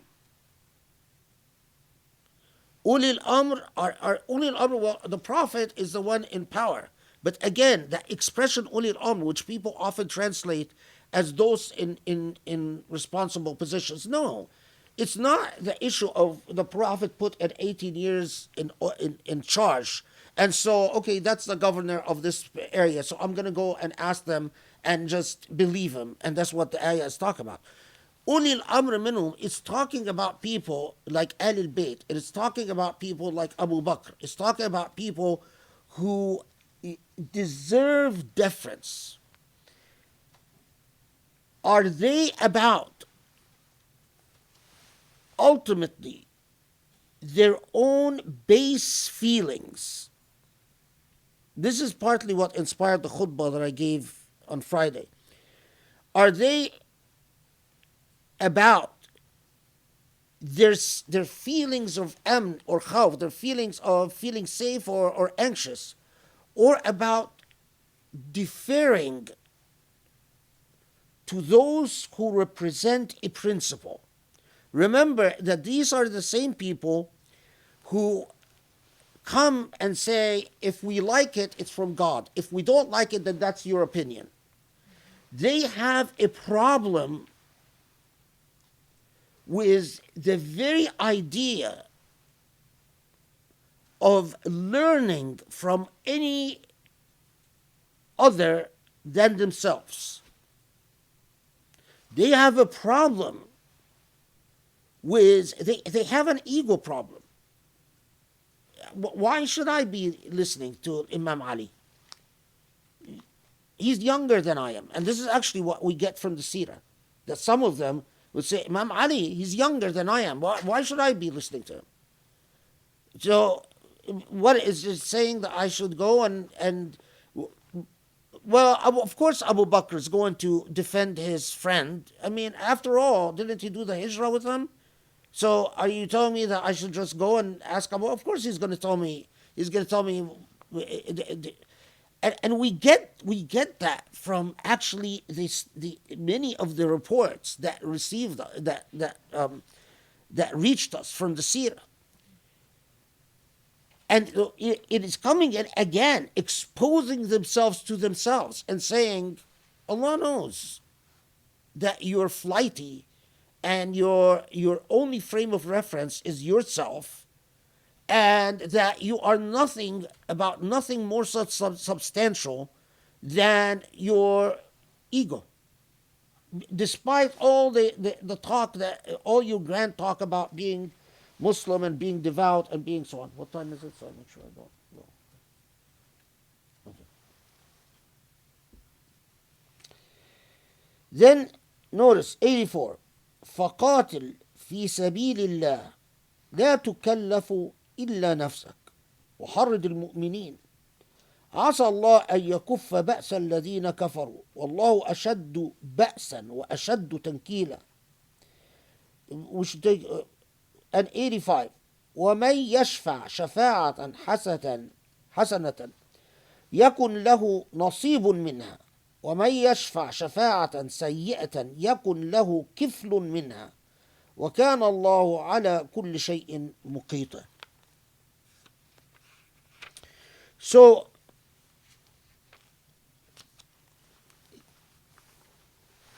yes, it's very hard to jump over anything in Surah Nisa. So now, it comes back. Remember that all of this discussion was because of the critical issue of fighting for the sake of the disempowered. And all the weaknesses of the soul when people were required to make a sacrifice for a principle that ultimately is not about their own status, their own position, their own prestige, and so on. So Allah comes back and anchors this, and we have not just for the Prophet ﷺ, but for all those who are on as-sirat al-mustaqim. So what do you take away from all of this? Well, these people have their own problems that they need to worry about. And Allah has told you already, you are going to speak to them wisely and profoundly. You owe them the truth. You can't lie to them. You can't tell them, oh, you're fine, you're wonderful, you're great. But ultimately, turn away from them. Because ultimately, when it comes even to the issue of battle, your responsibility is about your duties before Allah. And you owe an obligation to advocate حرض المؤمنين. Now, notice this remarkable thing. So you owe an obligation to do the right thing. And you have an obligation to speak on behalf of the right thing. حرض المؤمنين. But your obligations stop at that. But then it comes and says, عسى الله أن يكف بأس الذين كفروا. If Muslims just would pause just at this, it's like saying, it's not about having the right numbers. It is about doing the right thing. And reflect upon the fact that perhaps if you would do the right thing, understand it is not you who are ultimately going to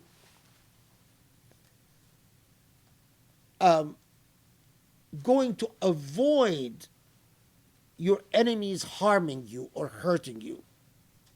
It is really Allah. I mean, look at the world we live in today, right?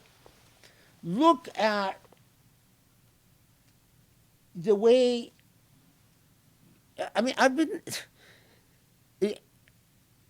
how many times, if you've been following the news, you hear people belonging to NATO saying, Article this and that, Article 5, an attack on one of us is an attack on all.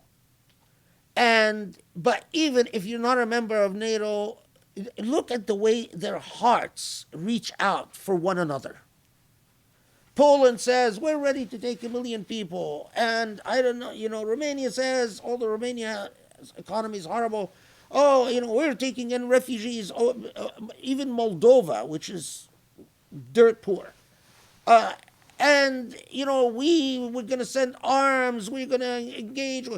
No one is talking. I mean, and people are angry and upset at Germany and Italy because they are not. They're thinking about the economic cost of cutting off Russia from the SWIFT system, and it's as if when it comes to our people, no economic price. Now compare these attitudes to the way Muslims are with one another. I mean, compare the way the Saudis dealt, or Emiratis or Egyptians dealt with Uyghur refugees, with Rohingya refugees. Compare the way that they will treat Kashmiri refugees. Where does this come from? In my view, after all these years, I believe that there is this magical thing called, it's like the divine magic of empathy and care. And when your heart's hardened, it's a sign of Allah's anger. When you can't feel for another, especially your brother, your sister, it's a sign of Allah's anger, Allah's curse.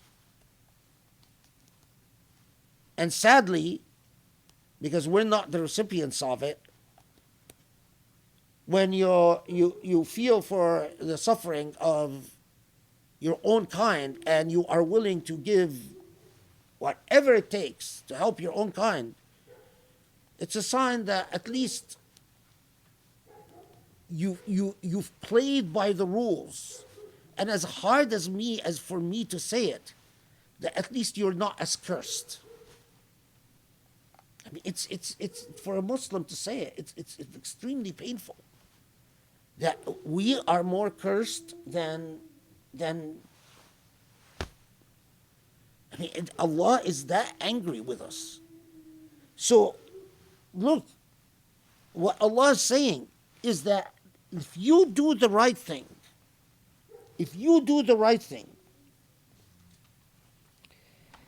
عسى الله أن يكف بأس الذين كفروا. Perhaps their persecution, their enmity will come to an end, which also points to another thing. It explains to you why Muslims fight. Muslims fight to repel بأس الذين كفروا. If Allah says that do your part to respond, because if you do, perhaps Allah will. Ba's means the harm inflicted. That's the ba's, or the pain, the agony inflicted upon you. And the challenge is to understand where power truly lies.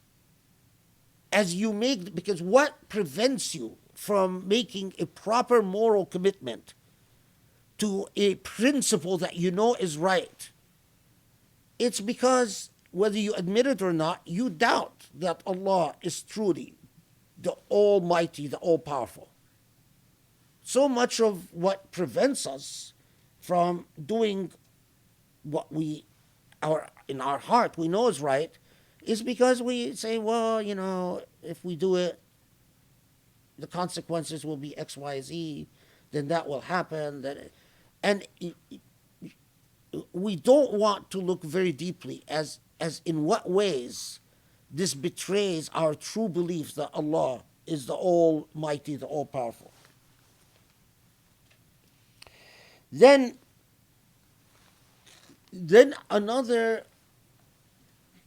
underscoring, we started out with the principle of Shahada.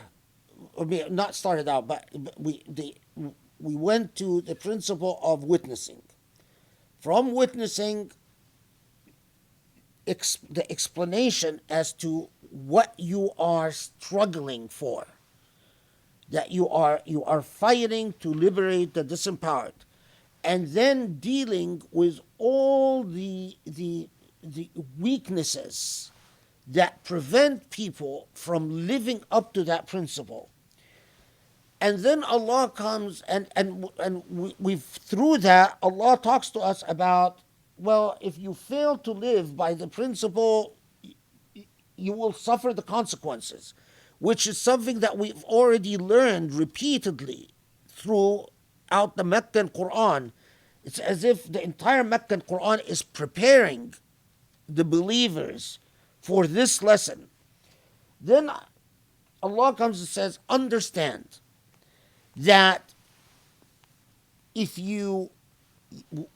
what this is about, the way morality works, the way ethics work, is that if you set a good example,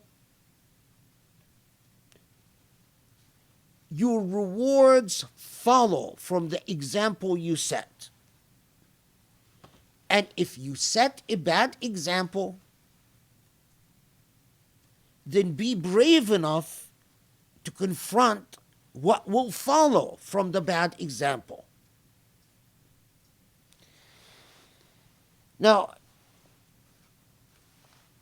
there is a sort of what we'd call a latifa. Look at what Allah says, وَمَنْ يَشْفَعْ شَفَاعَةً سَيِّئَةً يَكُنْ لَهُ كِفْلٌ مِنْهَا. كِفْلٌ مِنْهَا means a part of it. SubhanAllah, it's like Allah saying, if you do good, Allah lets the good that follows from the good moral example that you set, lets it flow naturally, unimpeded. But you know what? When you do bad, you only suffer part of what follows, the consequences of that bad.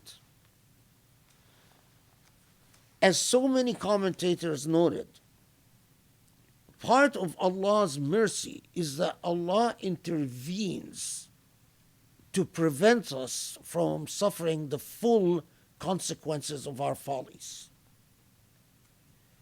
That if we truly suffer the consequences of our follies, no one would have a chance of making it to Jannah. And life on earth would have been destroyed a long time ago. But in fact, Allah doesn't allow human beings to suffer the full consequences of our follies. But Allah constantly mitigates what would just logically, from a causal connection analysis, would follow from what you do or what we do. And then the very I would have forgotten it. And Imam al-Ghazali notes about verse 85.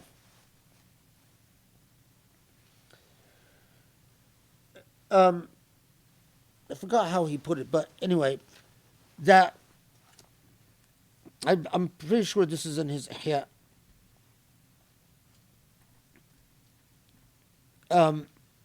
So he says that الشفاعة الحسنة والشفاعة السيئة. He says in the context of this ayah, the example that Allah specifically wants us to reflect about is, as he puts it, نقل الحديث وإيقاع العداوة بين الناس, is the tendency of human beings to gossip and to irresponsibly cause enmity between human beings in the way they use hearsay, and the way that they irresponsibly communicate about each other. So it's saying the context of these verses is the shafa'a al-hasana wa shafa'a al-sayyi'ah, is the example you set by what you choose to talk about and how you talk about it. An interesting point. Okay, so now 86. وإذا حييتم بتحية فحيوا بأحسن منها أو ردوها إن الله كان على كل شيء حسيبا. Now, it comes in this point that Allah comes and tells you, if you are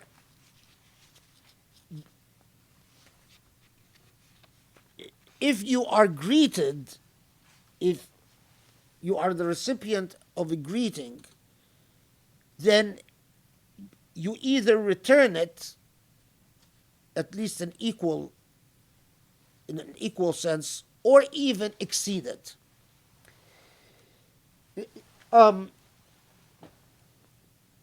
We often learn this ayah coupled with the ahadith that say that if someone says Assalamu alaikum, then you say Assalamu alaikum back. And in fact, we turn this into a performative sunnah, as if what this ayah is about is simply about, if someone says Assalamu alaikum, then make sure you say Assalamu alaikum back. Or if someone says, I've actually, like someone says Assalamu alaikum wa rahmatullahi wa barakatuh, then make sure that you say Assalamu alaikum wa rahmatullahi wa barakatuh, so that it's equal to it or more. But, because if someone says Assalamu alaikum wa rahmatullahi wa barakatuh and you say Assalamu alaikum, then that's not equal to it, then you violate. This is a clear example of how we empty Allah's revelation from its ethical power and turn it into these performances that whatever is meaning behind them is a closed text, not an open text with endless potential. Okay, so notice that this comes right after Allah tells you about setting an example.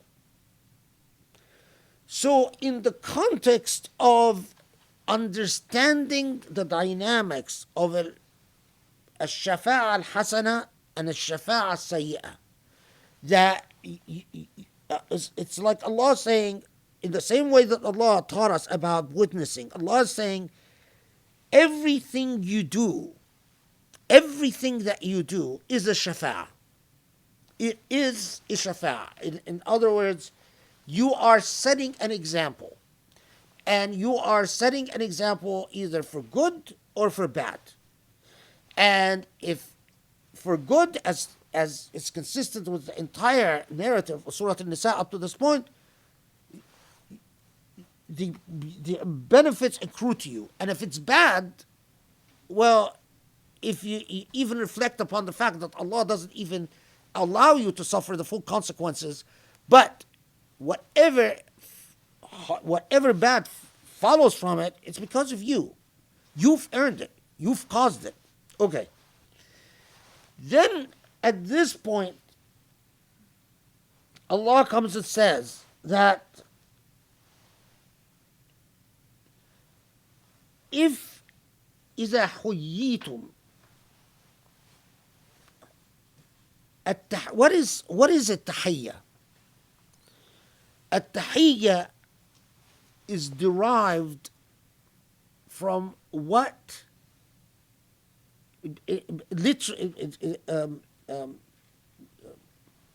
linguistically, it is derived from a well-wishing of good life. Right? That's what's a greeting. It's tahiyya. Uhayyik means what? I am wishing you good life. But that itself is derived from a deeper meaning of al-ihya, to give life.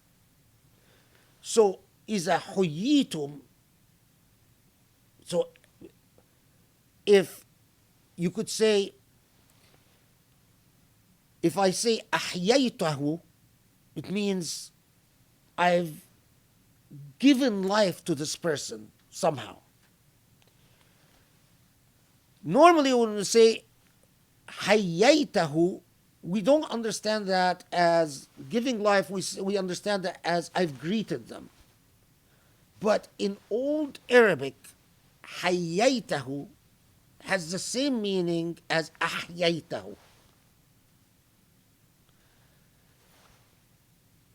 what is derived, what it comes from is that what gives you life. فَإِذَا حُيِّيتُمْ بِتَحِيَّةٍ. At one level, it means that if you receive a greeting, yeah, sure, if someone wishes you well, then make sure that you reciprocate the good wishes or you exceed the good wishes. But at a deeper level is if any understand the laws of, as Muhammad Asad would put it, the natural law of morality. That the way this works is that you want to know what brings you prosperity, what makes you thrive, is that if you see good, profound moral examples, الشفاعة الحسنة, that creating of good moral example is التحية itself. It is the giving of life.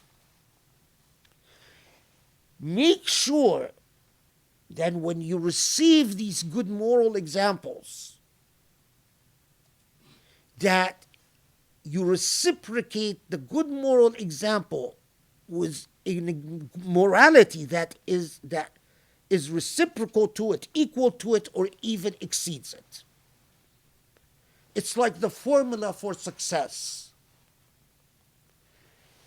If you don't understand that morality itself is a dynamic, it's an intercourse. It is those who do good receive good in equal proportions or even exceeding proportions. That's how you establish a moral order.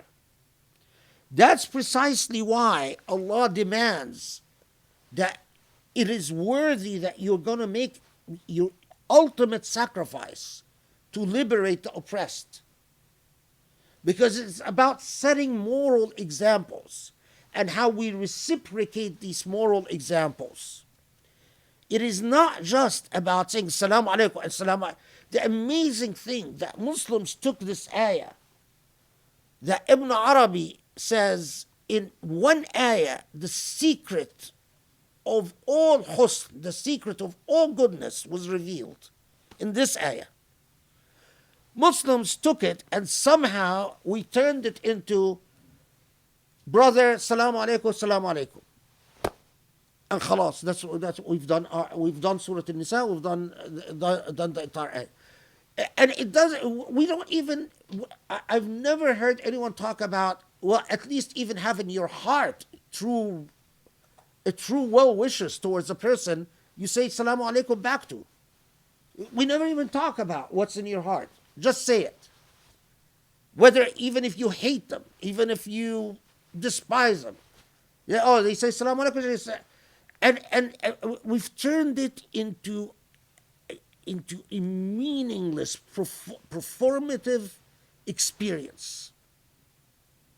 Meaning performances. We just perform without, but what Allah is teaching us is, and Ibn Arabi is correct, the secret for a beautiful existence. If good moral examples are not reciprocated proportionally or exceeded, then we're inviting a disaster. And that is what, subhanAllah, it says, إِنَّ اللَّهَ كَانَ عَلَى كُلِّ شَيْءٍ حَسِيبًا. And notice that nothing escapes Allah's accounting. It's not just about saying Salaam alaikum, Salaam alaikum. A computer could do that. You don't need Allah to keep track of who says Salaam alaikum and who says Salaam alaikum back. But you do need a God to understand who sets a good moral example and who reciprocates goodness with goodness and who doesn't. Do you see how profound this book is? If Muslims just understood this book, this is not a human speaking. It's impossible. Humans don't talk this way. And notice what follows this. Allahu la ilaha illa huwa. لا يجمعنكم إلى يوم القيامة لا ريب فيه ومن أصدق من الله حديثا. And that is precisely why it's followed by a reminder. After, this is often in Quranic style, after Allah gives you a very deep lesson, Allah reminds you of the precepts for this deep lesson by something like precisely like Allahu la ilaha illa huwa. It is God, and there is no other than God. And then, وَمَنْ أَصْدَقُ مِنَ اللَّهِ حَدِيثًا. Who's more truthful? Who is more perceptive, more truthful, more honest, or more wise than Allah? مَنْ أَصْدَقُ مِنَ اللَّهِ حَدِيثًا. Who is more veracious than Allah? Obviously, again, Allah is not telling us وَمَنْ أَصْدَقُ مِنَ اللَّهِ حَدِيثًا about saying Assalamu alaikum back. Allah is telling us that about a deep moral point that requires tadabbur Quran, deliberating about the Quran. Let's take a 3-minute break and then, what time is it now? 9:20? Okay, a 3-minute break and then I'll come back for another 10 minutes and we'll Bismillah ar-Rahman ar-Rahim.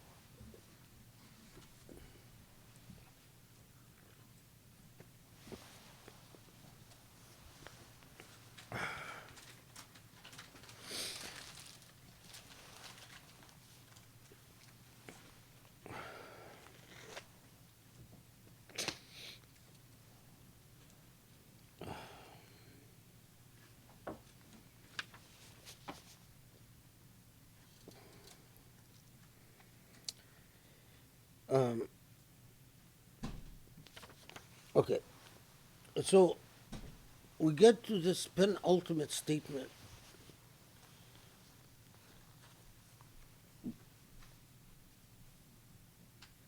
If you are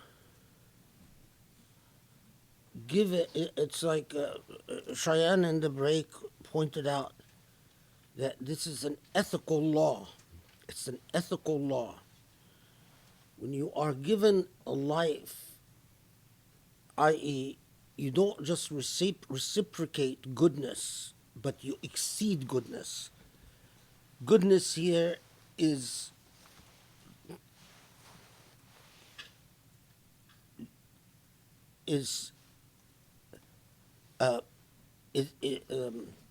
compared to, or is I'm like the comparison, the construct is that if you are given life, the moral law of goodness itself, then you reciprocate and you exceed.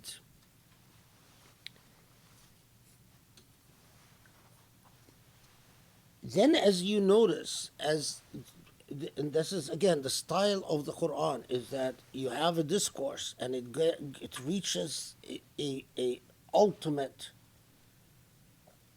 moral lesson, and then it goes again and shifts to in topic and will reach another crescendo. So it's like, goes down and up and reaches these moral crescendos. So after 87, فما لكم في المنافقين فئتين والله أركسهم بما كسبوا أو تريدون أن تهدوا من أضل الله ومن يضلل الله فلن تجد له سبيلا. Okay. 88. Muhammad Assad's translation, maybe you can help us.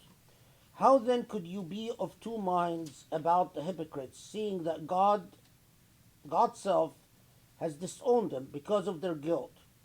Do you perchance seek to guide those whom God has let go astray, when for him whom God lets go astray, thou canst never find anyway? So, فما لكم في المنافقين فئتين. What is it? What now? Now that we've changed topics, or now it's like a new paragraph. We're getting to a new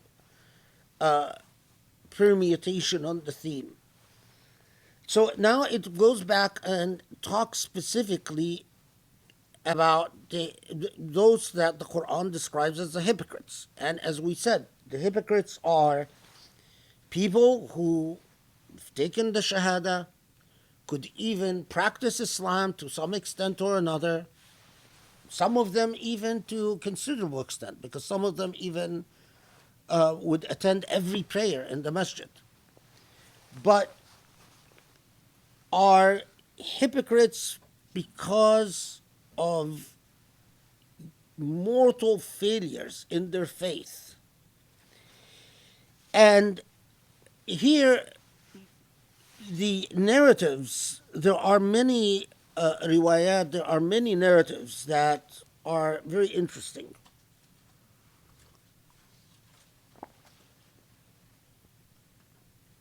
The other thing, before I forget, the other thing that Cheyenne pointed out that I actually really like is that وَإِذَا حُيِّيتُم بِتَحِيَّةٍ is again it is textual evidence of the notion of moral trajectory, because it sets a principle that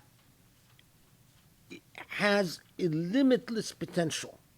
The principle is the moral examples in life are a gift of life itself. It's hayah. And the reciprocation of good. Construct a society, build your societies in which you affirm acts of moral goodness to encourage them and to propel them forward. That's the philosophy of a moral trajectory. It's not a moral cap. That is the entire problem with the way the reductionism by which we've often take the way that Allah is teaching us a philosophy of life that propels us forward, a great moral potential, and then we reduce it. We reduce it to a simple act that in which the entire ayah is discharged by this simple single act, whether you say Assalamu alaikum and so on and so forth. Anyway, okay. So, going back to 88. So then the hypocrites. So we have many narratives. So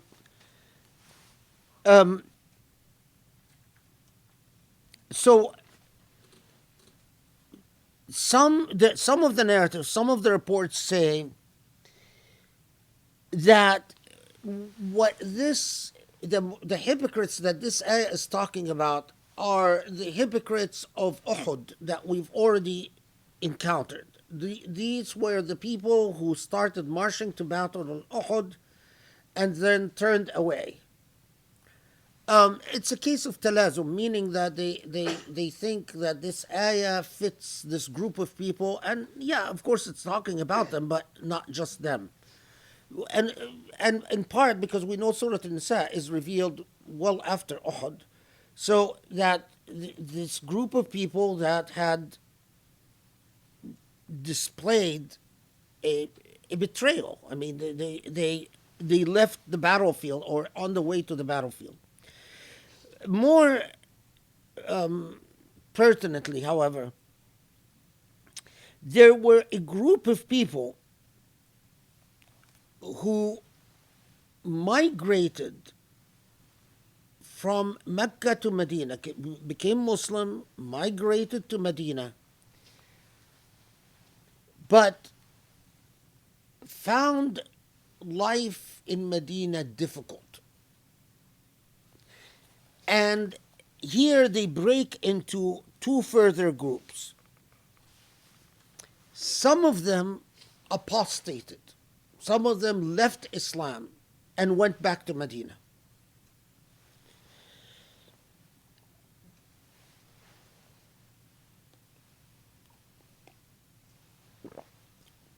But these people wouldn't be called munafiqeen. These people are apostates. They're kuffar.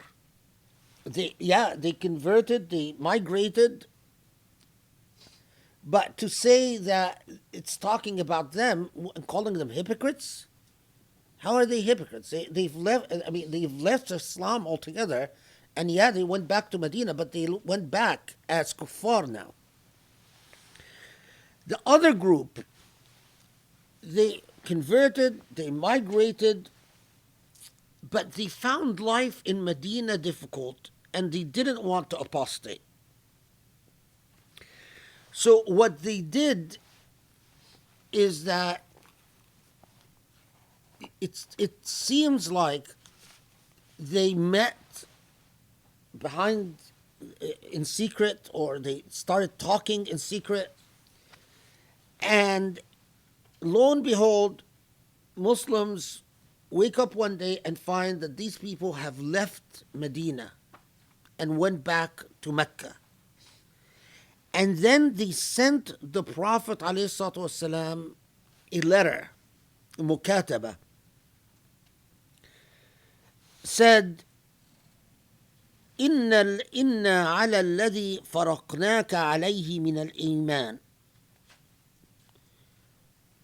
ولكن اشتوينا المدينة واشتقنا إلى أرضنا. That the letter said, we are still believers. We still believe in you, in the Prophet. But life in Medina is hard, and we're homesick. So we've decided to go back to Mecca, although we remain Muslim, and some of them remained Muslim, by the way, until the Mecca was conquered. Because some of them come to the Prophet ﷺ after Mecca is conquered and ask him for forgiveness. So we have several groups, right? We have those who converted and didn't migrate. Some of those who didn't migrate were because they were coerced. Some of them didn't migrate because they thought migration is too costly. They didn't want to make the sacrifice. Some of those who migrated, some of them found life in Medina hard and they apostated and went back to Mecca. And some of them didn't apostate, but they went back to Mecca anyway. And what Surah Nisa here is talking about is that this had quite an impact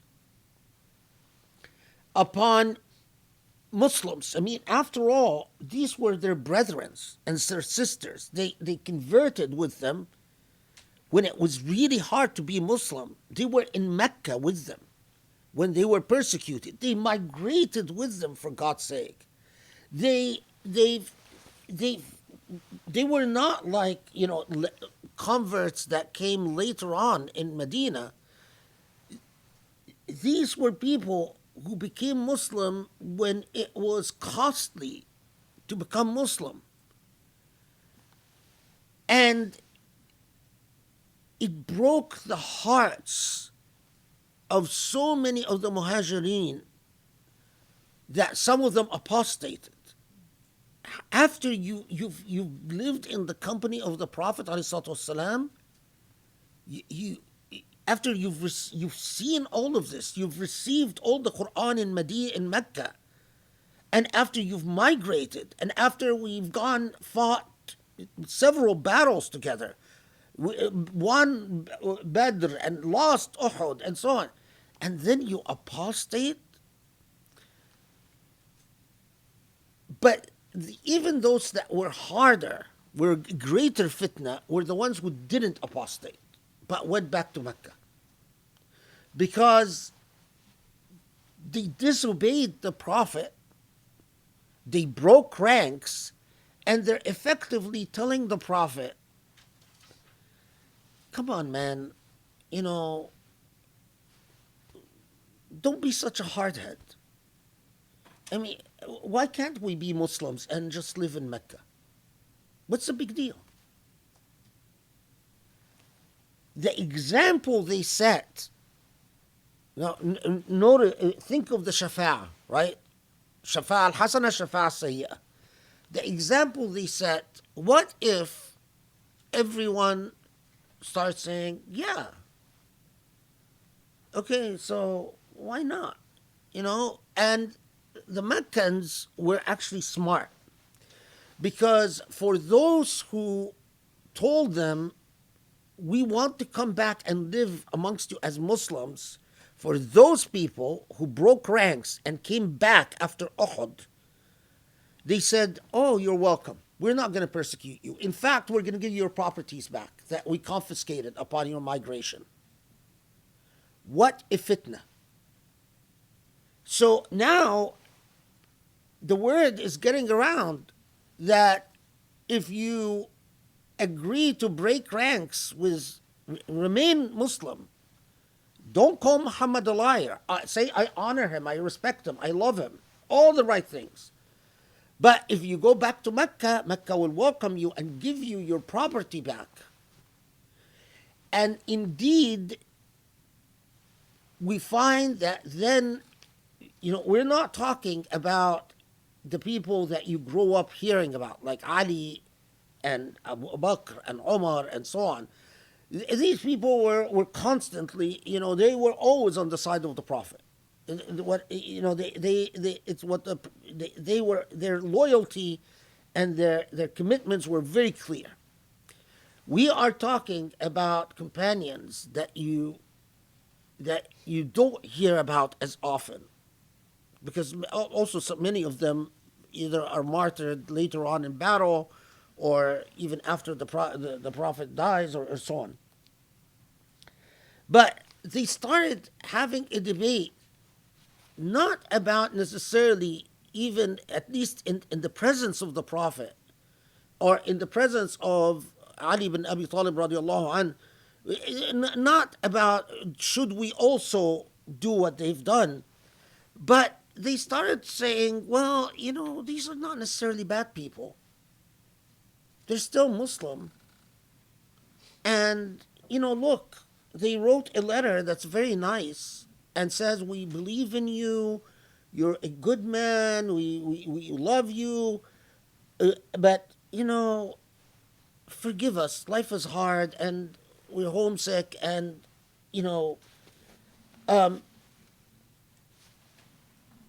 and this is what it's talking about. فَمَا لَكُمْ فِي الْمُنَافِقِينَ فِئَتَيْنِ.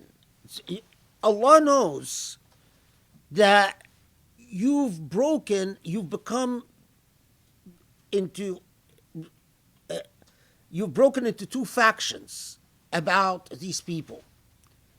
And some of you are, saying, well, they're still our Muslim brothers, and, but let's be very clear. وَاللَّهُ أَرْكَسَهُمْ بِمَا كَسَبُوا. This is a moral failure. It's a moral failure because, as a principle,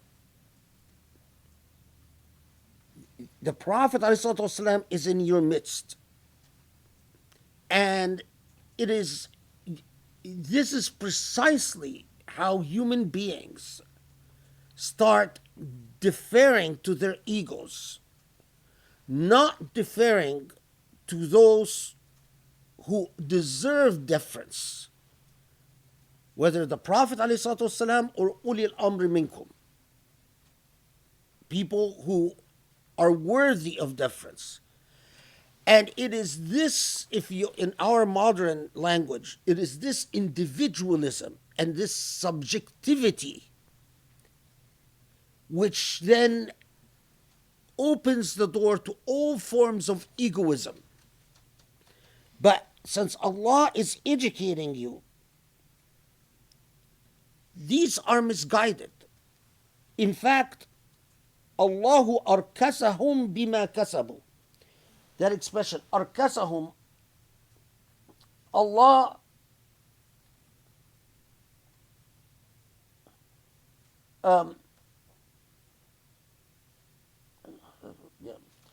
Muhammad Asad translated as disowned them. Arkasahum, it could be, arkasahum means it's like, arukus is a major, not just failure, but a failure and an inability to get up. Arkas shay is to like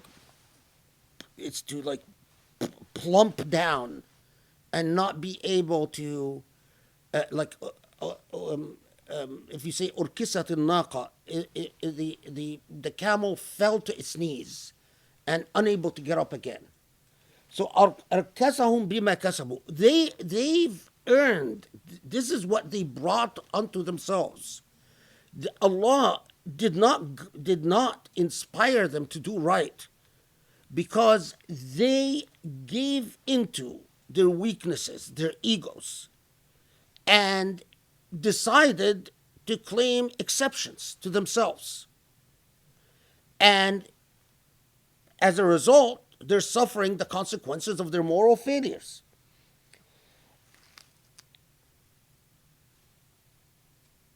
And don't be surprised, because what is hard for so many of you is that you say,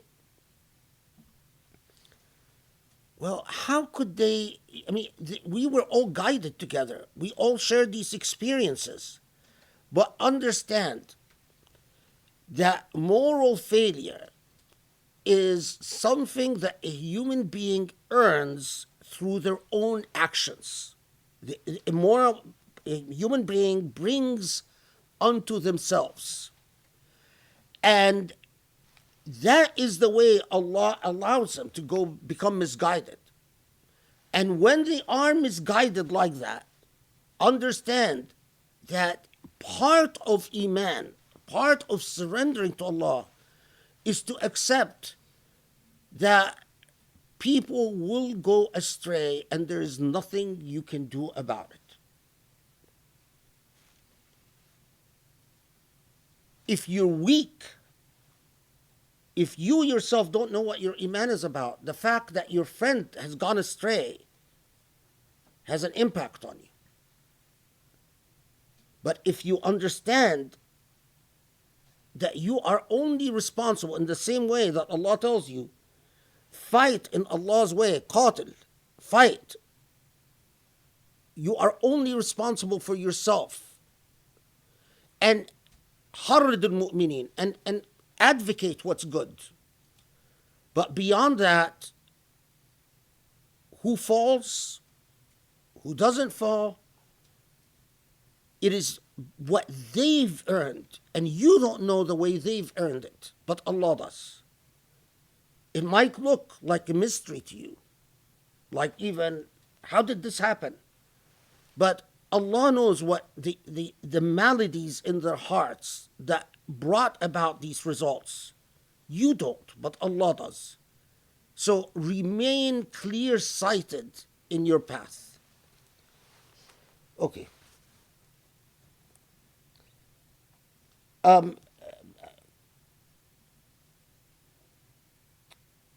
Okay, I can't. I have to do 8 and 9 because it's just the completion of the thought. No, because it will take us some time. Okay. Let's postpone 89 till next halakha. So, just so we stopped at 89. It's a continuation of the thought, but yeah, I can't do it without giving its due. Okay, so let's stop here. Alhamdulillah Rabbil Alameen.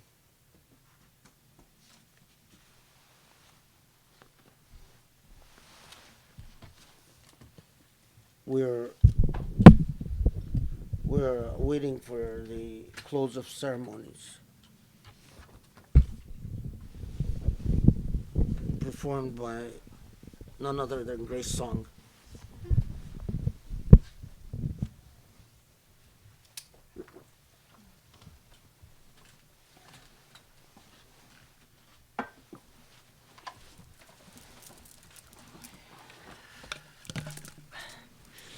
Okay.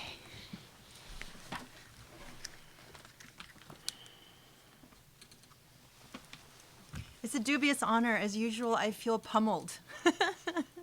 So pray for me that I can do this justice, because I've been scribbling like crazy. We always reach a point where I'm like, oh my God. I actually was telling Sheikh as we were taking this last break that, okay, you've knocked us to the floor and now you're like stepping on us. So that's how it feels. Alhamdulillah, it's amazing. Absolutely. It wouldn't dream of any other better kind of beating. Okay, well, first, before we do the highlights, actually, from the end of the last halakha,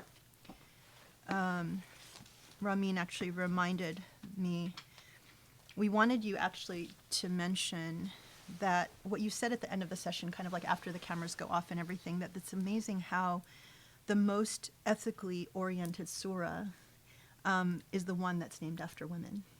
Did you want to say anything about that, or should we leave that for Q&A? I mean, it's just important Remind me of it at the end of the surah. Okay. Because I actually there is a lot to say about that. Why the surah that carries the most core ethical teachings is actually named after women, is named Nisa. Okay.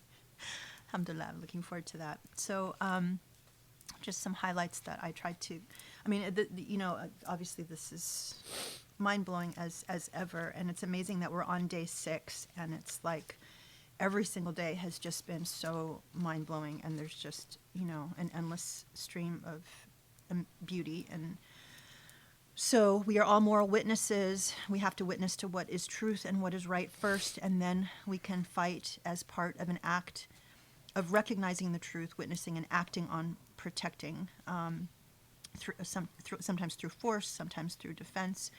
But that fighting is witnessing on behalf of the oppressed, and we have to understand, are we fighting for God or are we fighting for oppression or taghut? And that the Prophet Muhammad, peace be upon him, was creating an ummah of people who were very clear about Allah's command, and that this would be ultimately a small group, the backbone of those who would understand what it truly means to fight for Allah.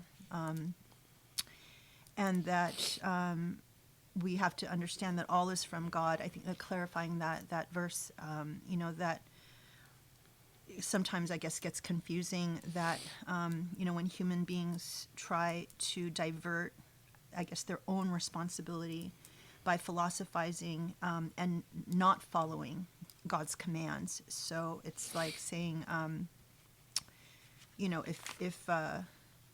okay, let me get to that. And if God is telling us, if you don't follow my path, then the consequences are your doing, and clarifying for people that following the Prophet Muhammad, peace be upon him, is following Allah. That it's not about, if we like it, it's from God, and if we don't like it, it's just your opinion. And that people who are like that, just let them go. You're not their keeper. Allah knows what's truly in their hearts. And how we really have to learn to be honest, even about our own history, about how the early Muslims were human beings, that they struggled. That this is not about people converting and then they become perfect, because if we start playing into that delusion or fairy tale, then we just ultimately become, dishonest and continue to build fairy tales upon fairy tales. And I thought it just such a powerful question, like what would the Quran say about us and who we are and what we're doing today, and how we really need to deeply reflect on the truth of the Quran and how it just lays everything bare. How oftentimes weakness in faith manifests in gossip and choosing emotion over principle, and giving into ego, not being willing to defer to people who have wisdom or who have the right to be, who should be deferred to. That ultimately it is about doing the right thing. It's not about numbers, and oftentimes weakness is it's a lack of true belief in Allah's power. And then the incredible verses about how when you do good, the goodness flows. If you do bad, that Allah's mercy intervenes and doesn't, saves us from the full consequences of our bad deeds. And that it's truly about setting a good moral example, or that you're setting an example. You have to recognize you're either setting a good example or a bad example. And then just the absolutely mind-blowing discussion on, the secret of all goodness, the secret for beautiful existence is exceeding goodness, exceeding moral goodness, not just reciprocating it. And I think that whole, like, as soon as you start talking about how, when you say salam alaikum, you have to say, alaikum salam wa rahmatullah, you have to add something to it. Like, that was such a, so burned into me from my first year as a convert. It's like, even to this day, I feel like, oh my God, somebody just typed to me, Assalamu alaikum rahmatullahi wa barakatuh. I'm like, okay, I have to respond with, the exact same. It's mind-blowing to be able to go beyond that it's not about the performance of that, but it's truly, an ethical secret for existence, and that this is about the moral trajectory that is limitless, and that we keep learning. The Quran is just, we haven't even begun to develop the potential, and in fact we actually cap it. Okay, and and then the last part that you said that, I think this is a struggle, about people who, the point about Allah did not inspire people, like when they choose to do wrong, when they give in to their ego, and choose individualism, that individualism and subjectivity opening the door to all forms of egoism, that, Allah did not inspire in them to do right. They gave into their egos and claim exceptions and suffer the consequences of their moral failures. I like, this is so, it's so current. It's so, I feel like this is something we see every day as Muslims, especially as we're striving to learn more and do more and try to internalize the lessons that we've been teaching, that we've been gaining here. That when you see you deal with Muslims in all different ways, and you find that there's so many excuses for not doing the right thing. And so it's really amazing to be covering this and to take from it what the Quran said. So thank you so much. This has been absolutely mind-blowing. And even to finish mid-thought and not jump into, that's a good cliffhanger to carry us for the week, inshallah. So thank you everyone for being with us. Hi everybody. You guys want to just stick around for a little bit? Let's officially end the session. Maybe we can just say hello really quickly. And thank you so much. This has been an amazing, amazing session. Alhamdulillah.